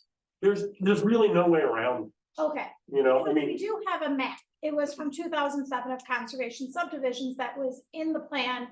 It's just that when we go and we have to have it approved, the village said no. So a lot of it was in that village area. So, but the other areas were not, but it does create the winners and losers of, it's so hard to avoid. I mean, one of the tools that you try and do to mitigate that is TDR, right? I mean, so if you know, if you identified areas as potential receiving areas, you know, in the plan, you could even pre-zone them under that circumstance, right? And, you know, you required that any subdivision that occurs there participate in TDR, that helps share the wealth a little bit, right? Because the people who are realizing the, you know, the windfall of being in the development area, they have to spend some of that windfall to acquire the rights from people in the sending area. That's part of what TDR is intended to do. Now that's, you know, that's a more ambitious use of TDR than what we've proposed in this version. And, you know, Tim, you talked about the idea of starting small, you know, with TDR and then seeing how it goes. That's something that you could do in the future if, you know, if you find you really do need more development or you're not happy with the way the development's occurring in the farmland preservation areas. You could go through that process and try and identify areas that would be suitable for conservation subdivision. So you're getting good quality development with perhaps public land protected as part of it. And then you're also stimulating the market for transfer of development rights at the same time. That would be one way of doing it. Now, there's still going to be winners and losers, right? Because not everybody is going to be able to play in that pool, but you're at least distributing that windfall a little bit so that it doesn't all accrue to one set of properties. The losers being the people who don't Get the benefit of the additional development or don't get to sell the development rights. so conservation subdivisions would be mapped in only certain areas. They wouldn't be in the entire township. So right now it's sort of like they're in the entire township, but you have to apply to get the mapping for it. Right. You would take that away and you would map it to match the wording. So you could only get a conservation subdivision in the areas that were mapped, creating winners and losers, okay, which I think the board has struggled with in the past. so are we, I'm sorry. Well, So the proposal in front of you, right? Just to clarify what's in this plan, right? Is, you know, the map, you know, can zoom out a little. There's that one. So the areas mapped in yellow on the planned land use map are in the traditional subdivisions category, and they're relatively small. And they're pretty close to the areas that are already developed. That's scenario one, right? And, you know, there's a limited amount of redevelopment potential that we've already talked about. Scenario two would expand the traditional subdivision area a little bit to include all of the, you gotta go to map layers and then turn on. So that. Did I turn it on and turn it off you again? just, yeah, you There do. we go. So, you know, here's a good example, right? So here's some properties here that are under scenario one or in rural mixed use, and scenario two, they're in traditional subdivision, which means they could potentially redivide. So that's, you know, the major difference between, that's the major difference between those two scenarios, but the plan text doesn't change, right? It's just where does that policy apply where you can. For regular subdivisions. Yes. Right, Yes. I guess I'm wondering, why are we talking about conservation subdivision at this point? it was brought up as a suggestion from the town board, or the inquiries are being made about it. I'm not sure, Jennifer, can you shed any light on that? It It's was just in your in the plan. packet, all the emails that have been going back and forth. It's Here, in the plan right now, so if you're gonna take it out, we wanna just make it clear that you're taking it out. But what has happened is, you know, things have gotten taken in and out of plans, and then people will come back and say, hey, I lost that. I lost that opportunity. We wanna make sure that if we're taking something out of the plan, it's on purpose, and we know we're taking it out, and we're identifying why we're taking it out. So that someone in the future can't say, hey, why didn't in 2023 did you take conservation subdivisions out of the plan? You hurt me. I wanted to use that. But it sounds like from Brian's explanation that there is no injury potential there, and that if you go through the process of getting the subdivision approval, that you could decide to make it a conservation subdivision. No one has been eligible for conservation subdivisions since the current plan was adopted. Yeah, so it seems like we just need to explain to the board that that's a whole other thing that we should deal with separate from the comprehensive plan. It was an idea. But it never, It's just kind of late breaking. well, it's kind of sticking a carrot out there that you never can get to. We did have an application for it. We did. Yeah. Yeah, but they'd have It to, wasn't- it they'd have wasn't to go, Right, it wasn't approved. She had 38.5 acres and we require 40. So I mean, but it's been applied for and there might be people. Well, I'm who not have- saying we shouldn't pursue it. I'm just saying we should pursue it right now tonight. And that's fine. I think the board just wants to know like, hey, we're getting rid of it. Maybe we'll come back as an amendment. I think that's, For that. for what? Taking We're out taking it up, yeah. conservation subdivision entirely and then using the subdivision process Yeah. to Well, establish. which we'd have to do anyway. Well, but that's not exactly what I was thinking. I was thinking, and I think you were thinking the same thing, of taking it out of the comprehensive plan, but then planning to address it in a more holistic way in the future, not too distant future. Certainly seems like it needs further discussion Yeah. before it, but I think the message to the board should be, yes, we intended to take that out, and here's why. Anybody have any questions about that message? Just to clarify, taking it out is leaving it as it's drafted right now. Yes, taking it out of the current plan, currently adopted, leaving the The draft proposed plan, stands draft as plan. is. Yeah, as is. you've never seen it before. I mean, unless you had the really old plan. Or you know what I mean? Like when you came in, you guys started with the draft Yeah. of the update, not the, you know what I mean? Not the one we're going under now. The one we're going under now does not mention conservation subdivision anywhere. It does not. Beginning. Correct. I can mention it in the one point that we're gonna take out. Yes, I'm gonna fix it. Very front page. That's an editing. So I'm gonna. so I'll take Gina it. hasn't, you're not missing anything. It wasn't in here. Oh, that's what I thought. but Yeah. I was like, let's just- the board I will have to really go back. So just to make it clear, the town board will have to go back because we have an ordinance that was adopted that lays out not just 40 acres and different things. So we will have to circle back on another end, not in the comp plan, but in our town ordinances. If we decide not to go back and make an amendment, to put it back in. I think we should sort of that. Yeah, I think it's worth looking at. Just to make sure everything sort of copacetic, so. I'll let you know how Cross Plains is. Be interesting. Yes. So it's out, we take this line on the front page. Yes. Take it. I have that. Which, Yeah, he already knows that. For myself. On page one. page one, chapter one, page one? Yeah. That line about conservation subdivision, just take it. So one change I do want to call your attention to in traditional subdivision, and that's on chapter 8, page 30, D2. And I think most of you were here for this discussion when we talked about this, but this is a situation where you've got some existing lots that were created long ago. And whether or not they can be reconfigured in such a way that you're not increasing the number of dwelling units or septic systems. But some of those lots may fall below 2 acres. And this was a provision that was written specifically for that kind of circumstance, which has come up a couple times.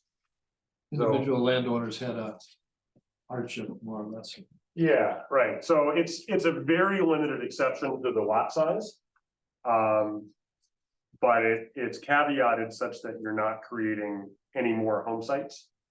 And there's some limits on it. So you can't reduce a lot below 1 acre in size as part of that process.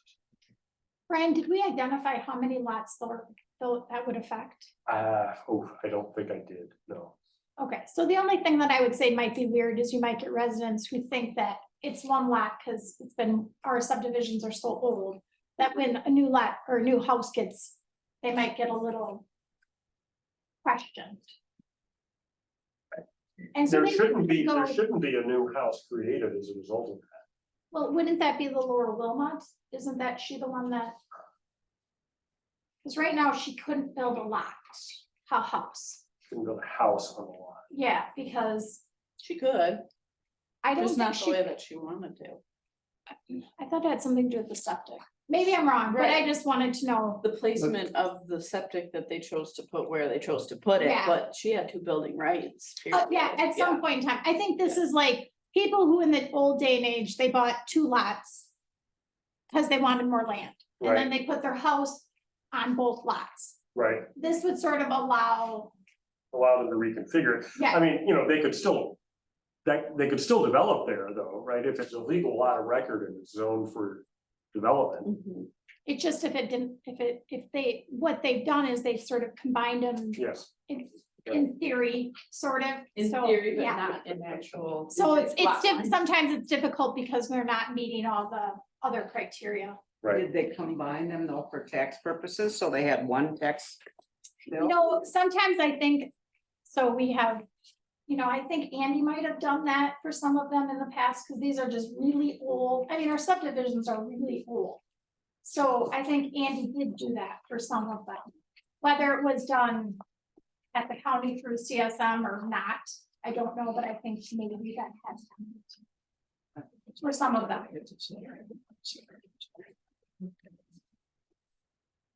Okay, got the instructions you need there, Brian? yes. Okay.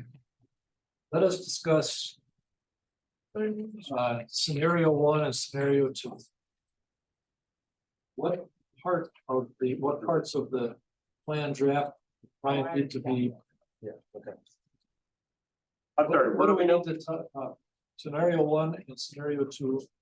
What parts of the town draft plan, will you need to fix? I don't need to change the text at all to deal with scenario 1 or scenario 2. Only the map. Only the map, And that map 32, yes.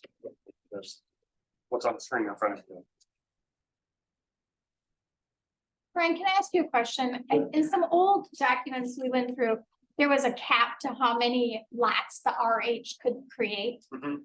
That would require a whole different language. You'd have to add different language. So if you did scenario 2, but in a way where you capped the number, you didn't allow 1 per 2.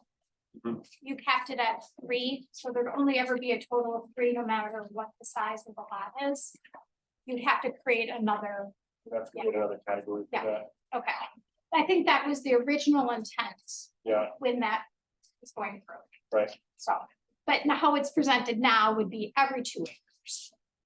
For citing, providing citing and. Yeah. Environmental protection Yeah, criteria and all that. yeah, sure, yeah.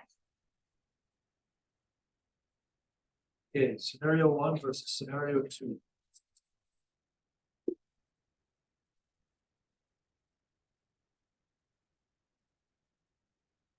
Speak up on that first.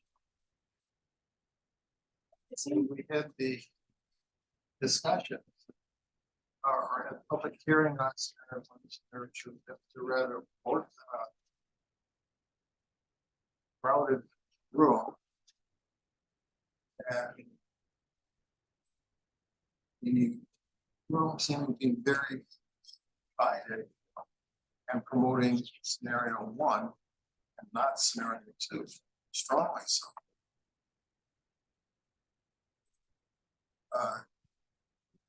It's hard to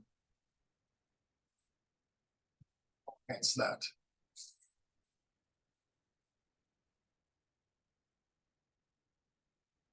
But our it's said in favor of one. But I agree, I had the same impression too, that public, at least those members of the public.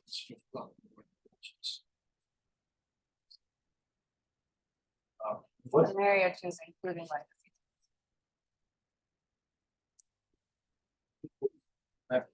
Before 19. Building nice. We would not. Scenario two is one that would allow the legacy parcels to redivide. Scenario one. One that limited. Those only. So our scenario two allows for more development. Scenario.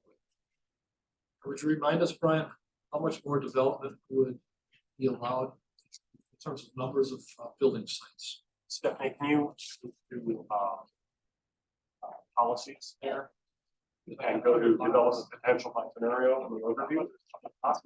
Sorry, I don't. Oh, sorry. Yeah. There we go. Have you been up for a long time today? Oh, just a little. Little. Can you get rid of the comments there, please? Tim, that's up there in front of you. So the scenario one, total development across all land use categories is approximately 327 for new development potential. Scenario two, total across all development categories is 432. So difference of 100 and 105. Well, there's been some feelings, some comments, suggestions made by members of the town board saying that we need to do something, we ought to do something to increase the number of home sites, because that will lead to more home building, which will lead to more income revenue that the town needs to meet its financial obligations. And the projections, Brian, from the plan documents that we've looked at already, talk about how many future sites does the town need to continue the growth trend that we're on. Yes. How many is that? Let's go back and look at it.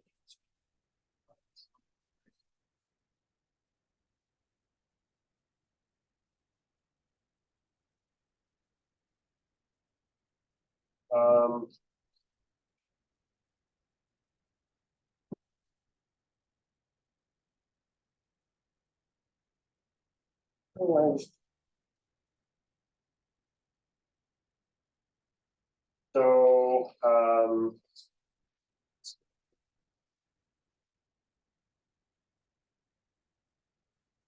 where did we address that? I'm seeing the population projections. Yeah. And I thought we had it for household too. I saw that too somewhere. Maybe it's more than stop. Maybe it's in housing. The housing section.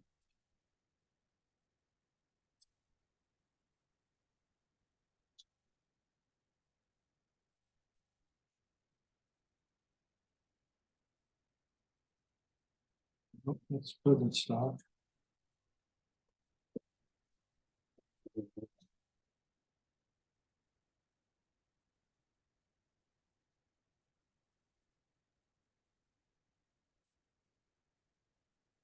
Here we go.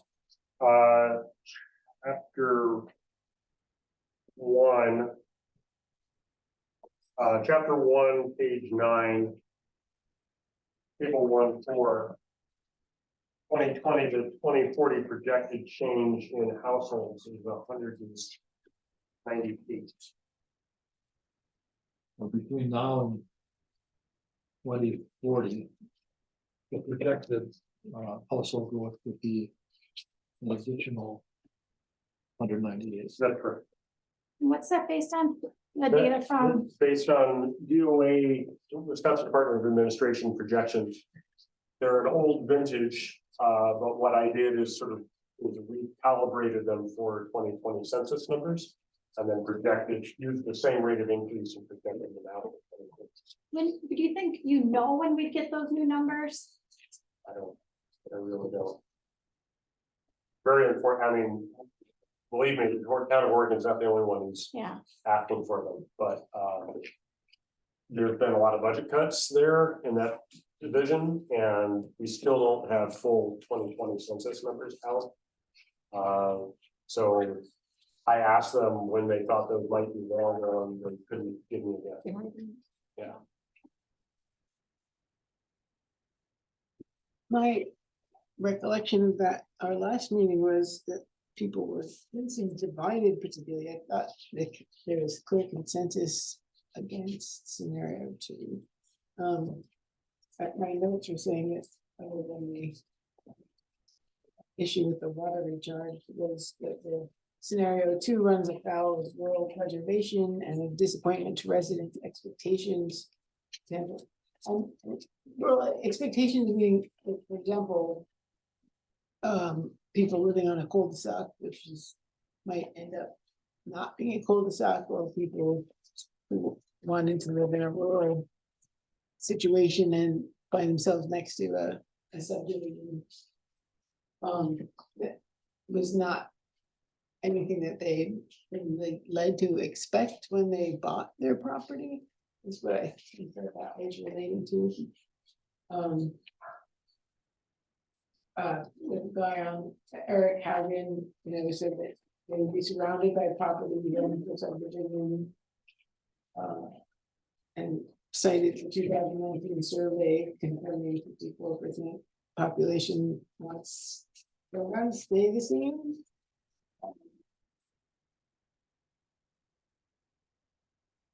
No, and there was, people were questioning, did we have any, clear financials or reports, something empirical that showed, compared how the town would benefit financially from new building versus the costs for maintaining new roads and infrastructure that the town would bear as a result of new construction.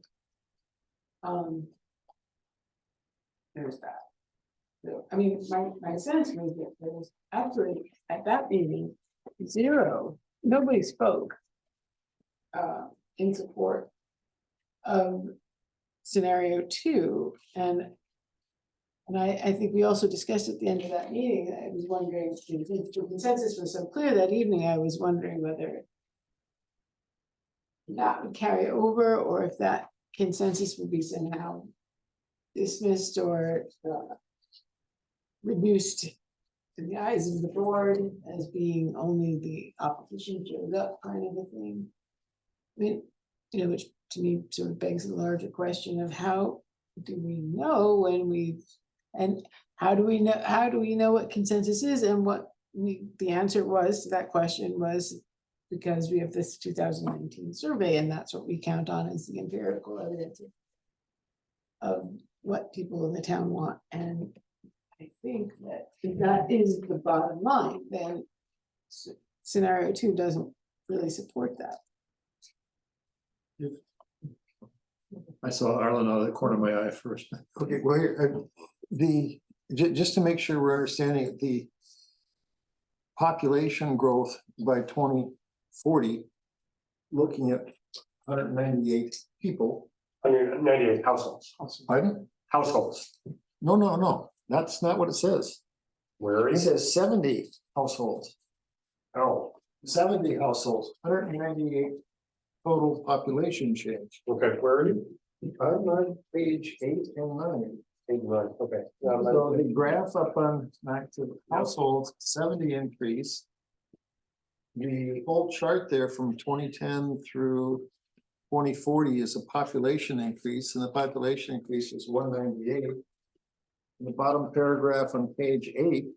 Yeah, correct. Projected number of households in the town is expected to increase by 70 to 1,250 total households by 2040. So this is a small number, a smaller number. Yeah, that doesn't sound like the right number. 70 households? Without, that's in scenario 1. 70 households is the projected population growth of the town. Regardless of what, that's what they need. Regardless of not reflected in building. Right, so that's, you take the projected population growth and you divide it by the anticipated household size, and you come up with That's 7. not- So that's, That's not a lot.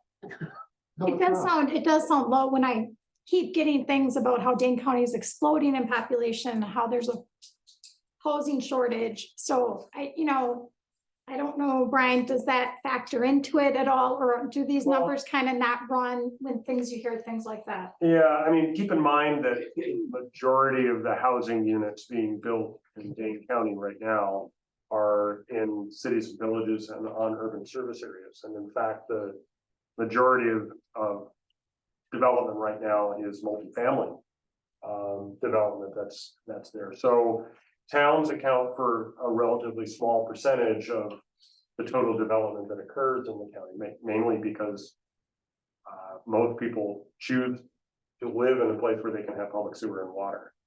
So traditionally, towns across the entire county have accounted for about 12% of the total population growth. I think in recent years, that number is lower than it has been. I would say more people want to move from what they tell me. They want to move here, so. Could be, but if you look at, I think if you look at building permits and, building permit data and rezone data of what has occurred, over the years, that 70 doesn't sound too crazy. No, not what we've been doing in the past. And that's, No. so all of those projections are based on historic trends. Yeah, okay, historic trends, okay, Yes, that's correct. yeah, okay, that makes sense. And we've done away with groundwater recharge. The town did, so I know they spoke of it, we don't have it anymore. It's not in our plan, we did away with it. There, I want to be careful what I say here. There is still groundwater recharge. I know it, but we had, like, There's no specific policy Yes, related to exactly. groundwater recharge. yes, yes. And it's not on a map. There's no. No. map that says- Right, no. I just wanted, the people that spoke were probably here when it was, and then it's not there. It's another one that was there and not there anymore. Right. It's not that it's not groundwater recharge isn't a thing, but I didn't mean it like that. No, I know you didn't. Oh, so you are saying that that the groundwater recharge that was referred to at that meeting is no longer where it was in 94? Yeah. Areas were not set aside as ground recharge, water recharge areas, right? Chuck. Yeah, I'm just gonna tell you where I'm at, and if you want to change my mind, I'm willing to listen. I still have an open mind. Right now, I'm leaning scenario 1. And the reason I'm leaning towards scenario 1, first of all, the public meeting, like Arland and Jess said the best. I think everybody at the public meeting testified in support of number 1. The public survey, I think if you read it, you could infer that it also would support number 1 over number 2. And I think the public input option on that is significant in my mind. I hate to say this with Jennifer here, but when we're on the numbers for solving the budget issues, I don't think 1 or 2 is going to make a difference. I don't think it's going to create enough to solve Jennifer's. And I would just put this at rest. We really never thought scenario 2 was to solve the budget. Just to be clear, it was something that was in the plan that people had come to us, specifically Steve, saying, hey, I had this, took it away, kind of like conservation subdivision, just address it. So I just want to be clear that this was never to solve the budget issue. So it's not, that was not, the amendment would be looking at the numbers and running those types of things in different ones. So this is just. I just heard that as a reason, and I just wanted. And it kept getting kind of put out there, but it was not meant to be that way. Yeah, and Andy sat next to me for a while, and I value his opinion, and Andy was against this too. Take that for what it's worth. I value Andy's opinion, and Andy talked to me about it, and I value Andy's opinion. And I think the gentleman back there spoke about it. It wasn't in the prior plan. He bought his property based upon what was in the plan at the time. And I think it's not fair to them too, to change this and then, what they did their due diligence and did their research, then all of a sudden it gets changed on. There's 2 balancing here for me, people who bought like that and the people who maybe, you know, deservedly can get another lot. And it's difficult to balance that, but that's the way I'm leaning at this point on that. And I haven't heard a good reason why we should include it. I've heard people come up and say, I don't know, why we should include it. It was this, that, or the other thing. I haven't really heard an explanation. And since it wasn't in the prior plan, my thought is, why put it in now? That's my thoughts. Accidentally. Or was it? Anyone else have anything to say at this point? Okay. Steve, were you asking to be recognized? Yes. Please. Previous plan, it was left off accidentally. We're trying to get it put back in. And the county tabled it. Historically, you're taking it away from people. The history behind this whole scenario. And I'm a loser. As well as everybody else that is in that same situation. Because I bought property prior to 1994, I had the right to do it. And it was inadvertently taken, left off. Brian Duffin will admit that. He tried to put back in.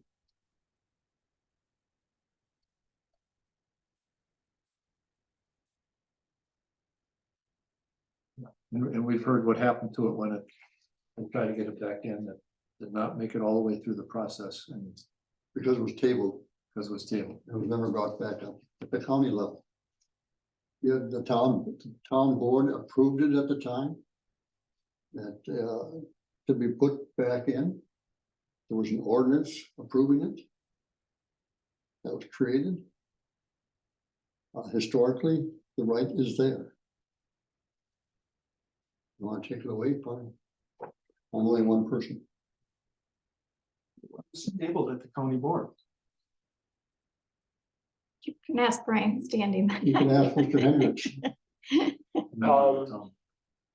They actually said, I think I found the thing, and they said, put it as part of your, like your update, your comprehensive plan update, include it in that and we'll look at it. It has literally taken us this long to do a comprehensive plan update.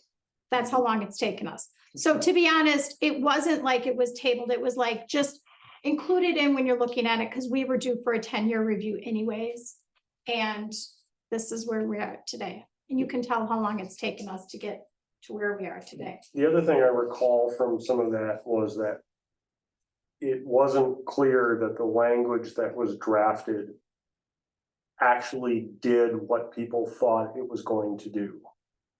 In that it referred to RH1, RH2, and RH3 and 4 zoning districts, and then listed minimum lot sizes that were identical to the zoning districts that those lots were already in. So certainly, in fact, I think I just looked at that language recently. It wasn't clear to me, and it wasn't clear to, I think, most of the people who read that language would allow those lots to be divided into 2-acre lots. It didn't say that. So it was badly worded, I think, in such a way that when they got to the county board, they're like, what does this even mean? And that's part of the reason why it was, now I can't speak to what was in the plan prior to that or what the discussions were at the town level in 1994. I wasn't there. I wasn't privy to that. But that's the other part of that I recall, from reviewing what did go to the county board is the language just didn't do what people thought it was going to do. I would add that it wasn't mapped either, and I think the county had an issue with that. That's correct. The plan commission had a history of putting wording in there, but not mapping it, because mapping creates winners and losers. So they were more like, hey, you prove to us that you had this, and then we'll give it to you based upon that. It's just historically what it is in the county was like, no, you got to put it on a map. So when we saw it in a map now, it's pretty much the first time it was ever really mapped. It was just the language that was in there. This is my comment, is this is the first time I've heard a lot of this. And it seems to be the wrong time to hear a lot of this. It's. At least from my standpoint. Yes, and it's been talked about at length ad nauseum. And the plan commission had recommended a map and it was not that map. Then the town board said we want to see scenario 2 on the map. And so that's what we did. That's why you're looking at it today. Or not today for the first time, obviously, you've seen it in the. So it was, and I missed it. But It was before you. It was already kind of done for. There was some discussion of that, I think, in some of the lead up to the, you know, what the legacy parcels were. You know, why they, you know, why we were identifying them as legacy parcels, how they, I mean, I know at the last meeting, I tried to present some of that history, and I think I did that fairly accurately. about Yes. What, you know, how that occurred.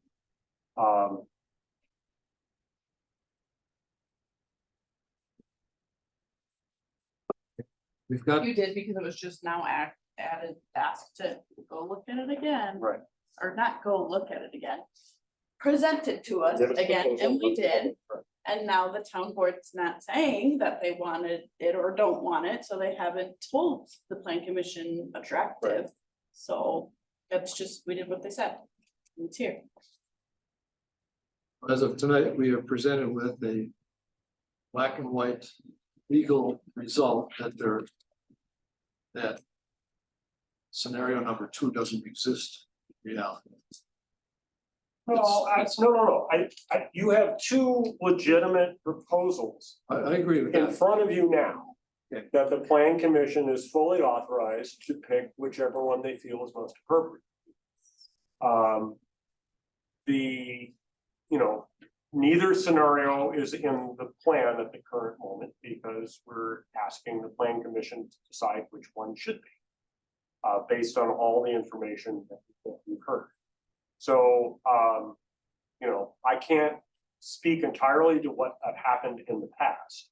But I think the commission should look at these 2 proposals with fresh eyes and determine which of the 2 best serves the overall interests of the town. Based on, in part, the public input that you've received, both through public hearings and through surveys. And also through your knowledge and understanding of what is in the best interest of the town as a whole. Brian, can I ask you, are some of the things, we don't talk a lot about soils. When you mapped the legacy lots, did you ever look at soils? Were they areas that were non-productive? Okay. Okay. I didn't, to be honest, I did not second guess the legacy parcel. Yeah, okay. All I did was say, these were the ones that were identified in 1994 and put them on a map. The only other analysis I did was to look at them to see what percentage of them could actually divide into 2-acre lots, and I think that's reflected in the development potential calculation. But I didn't know, I did not look at.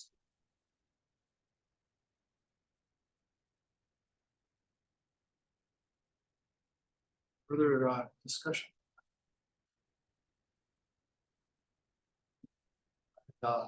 I too was here at the meeting where room was filled with people opposed to scenario 2. I did not take that as a referendum. I know because we had been talking about it for quite some time. I knew that there was another point of view that was not aired at that meeting. So we did hear one side. That meeting, we didn't hear another side, but I had in mind that there is another side. I must say that I am personally sympathetic to the numerous people who have fought not knowing that there's this potential change in course. And thinking that they own property next to the neighbor is limited. So I'm in sympathy with Steve and whatever other owners there were who felt that that something was taken away from them by accident back in 1994. On the other hand, I'm also very sympathetic to the reliance on telling them these past years.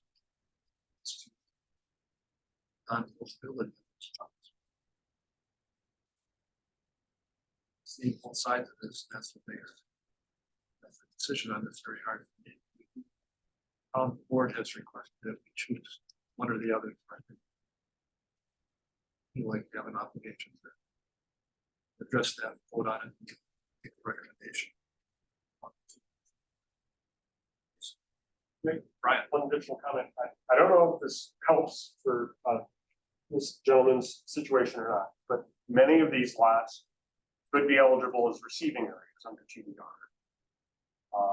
They are in the rural mix. If you chose scenario one, those lots would be in the rural mixed use, which could be used as a receiving area under TDR. Now, it's not the same as the guaranteed right to develop, but there is potential for redivision of some of those lots through the TDR. Because they're over 2. Yes, that's correct. So the person who wanted to buy one of those lots that's over 2 acres. Buy a development right from a farm and then transfer it to that location and could potentially redivide that lot through that process. Anybody else have anything to say on this before I ask for it?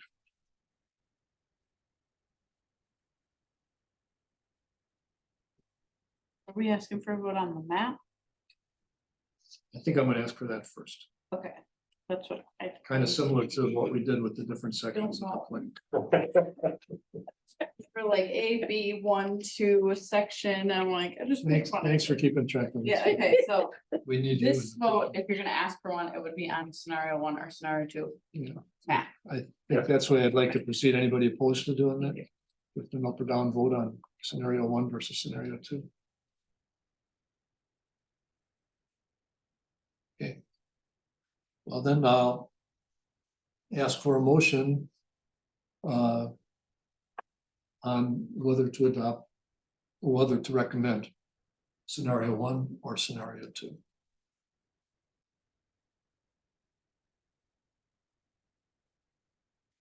I'll move to recommend to the board that we adopt scenario 1. Motion is to adopt and recommend scenario 1. Is there a second to the motion? I'll second it. Any further discussion? All right, all in favor of the motion adopting and recommending scenario 1, say aye. Aye. All opposed, say no. Scenario 1 is our recommendation. Now. What's next?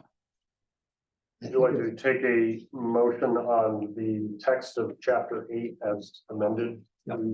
Your discussion and second notes? No, well, good way to put it, and that's just what I'm in trouble with saying, but now it's time to vote on. I'll make a motion to approve chapter 8 as we've discussed with any edits. I'll second.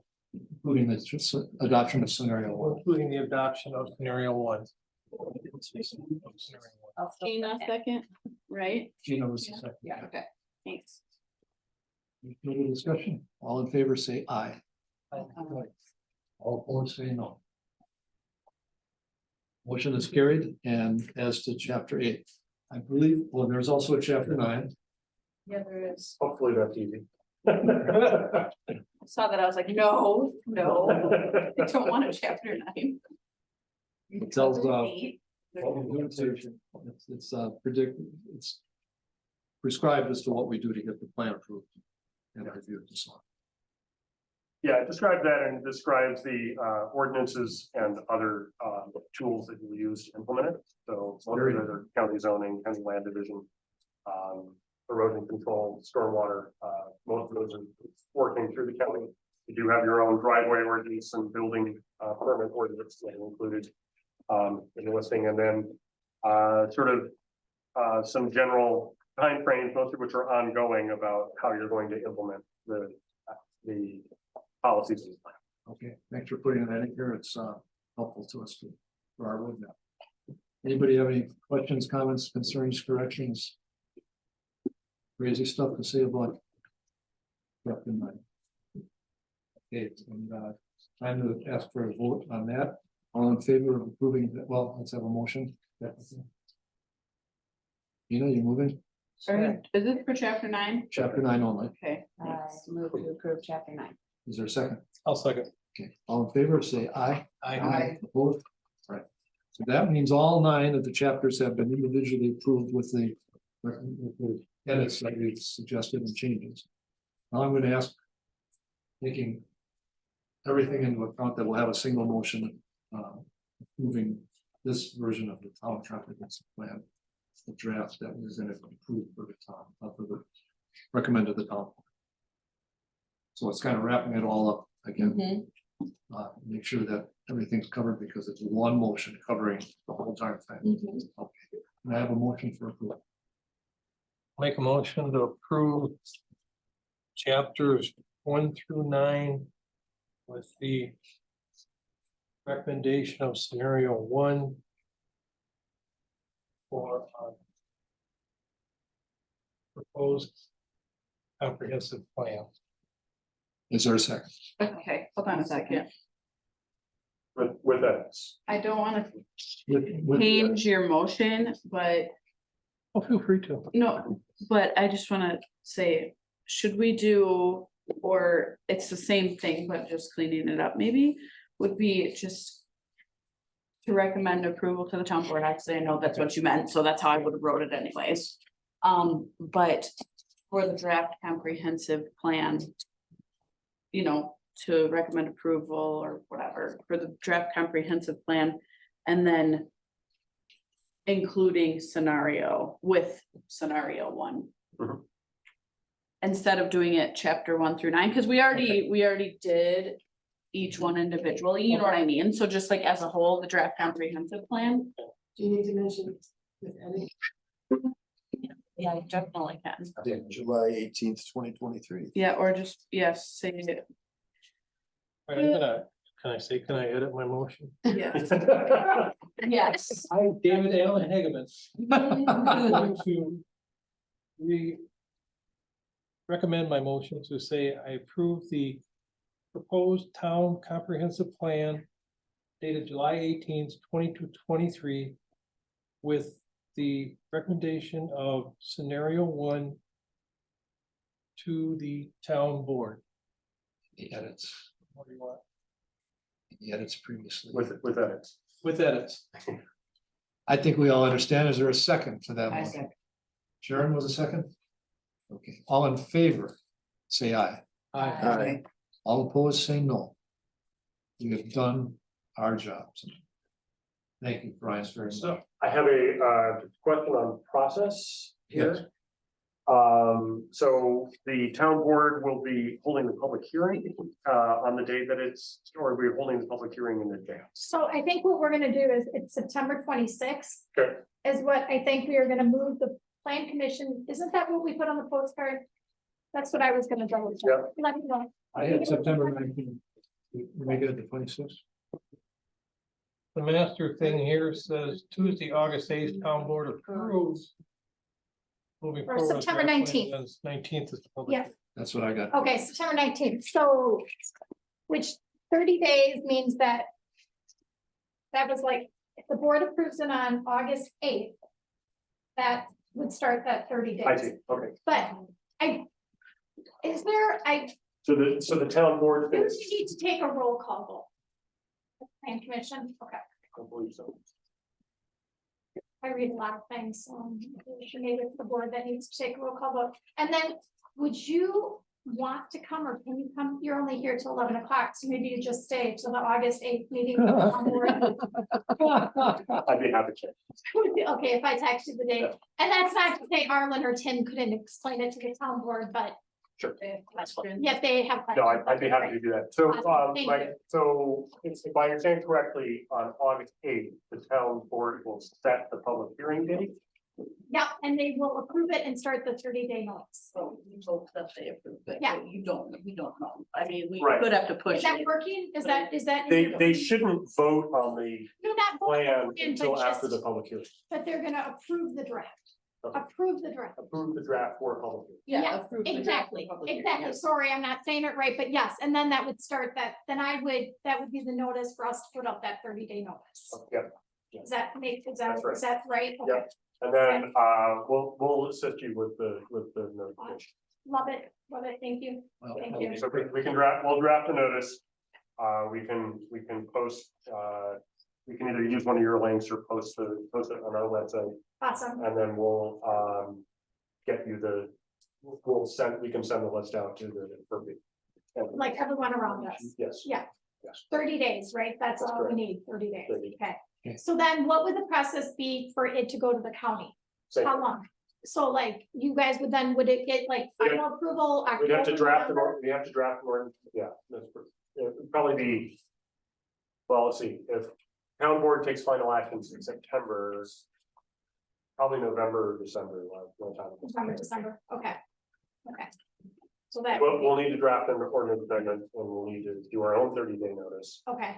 and then, get DOR and kind of board action. And do you need a board at any of those meetings that you're going to be having? It's probably a good idea to have someone from the town, either the town board or the town plan commission to testify at the COR public hearing. Especially if there's opposition. Yeah, if there's opposition in particular, I would recommend that, but it's probably good form to do that. There's virtual options for Yeah. COR now. So you're certainly welcome to attend virtually if that's more convenient. But I think that would be wise, and then if I would be surprised if it's a divided vote at ZOR. I think it probably most likely pass unanimously, Okay, depending unless there's opposition or, something else they haven't foreseen.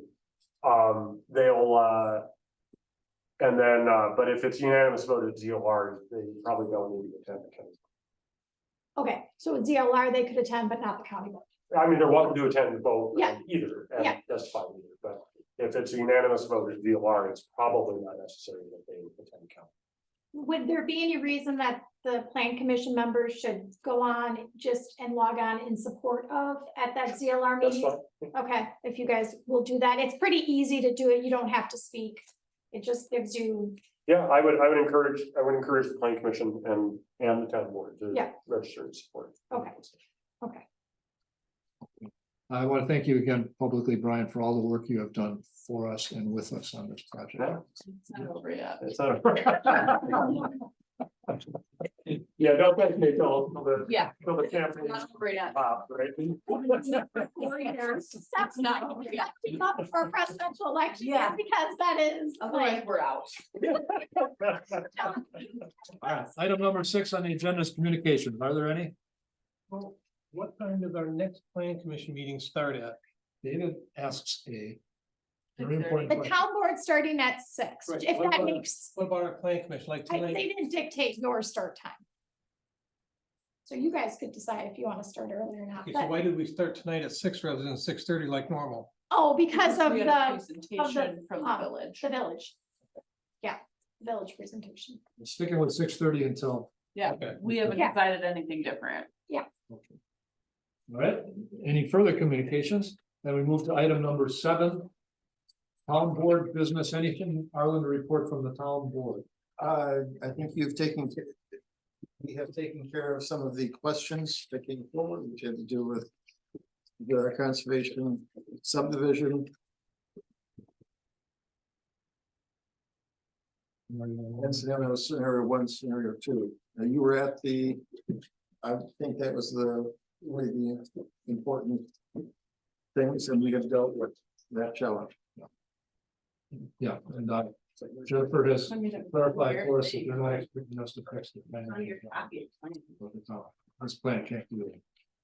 So, yeah, all right, thank you, Arlen. I will entertain a motion to adjourn this meeting. I so move. Wait, it's neat. Anyone dumb enough to oppose that? Sure. Dave Pigman, Dave, I yeah. guess. On his way out the door. You got it first. Oh. Good night, thank you. Thank you. I just wanted to say thank you for listening to what I have to say and taking notes. Oh, 10:30 PM. Chuck, I want to say thank you. There we for go. Listening to what I have to say in the public hearing. It says you're checking for so many years, Sharon, and. Thank you for. Dave? Thank you for your information. I know where you are. Yeah. See you.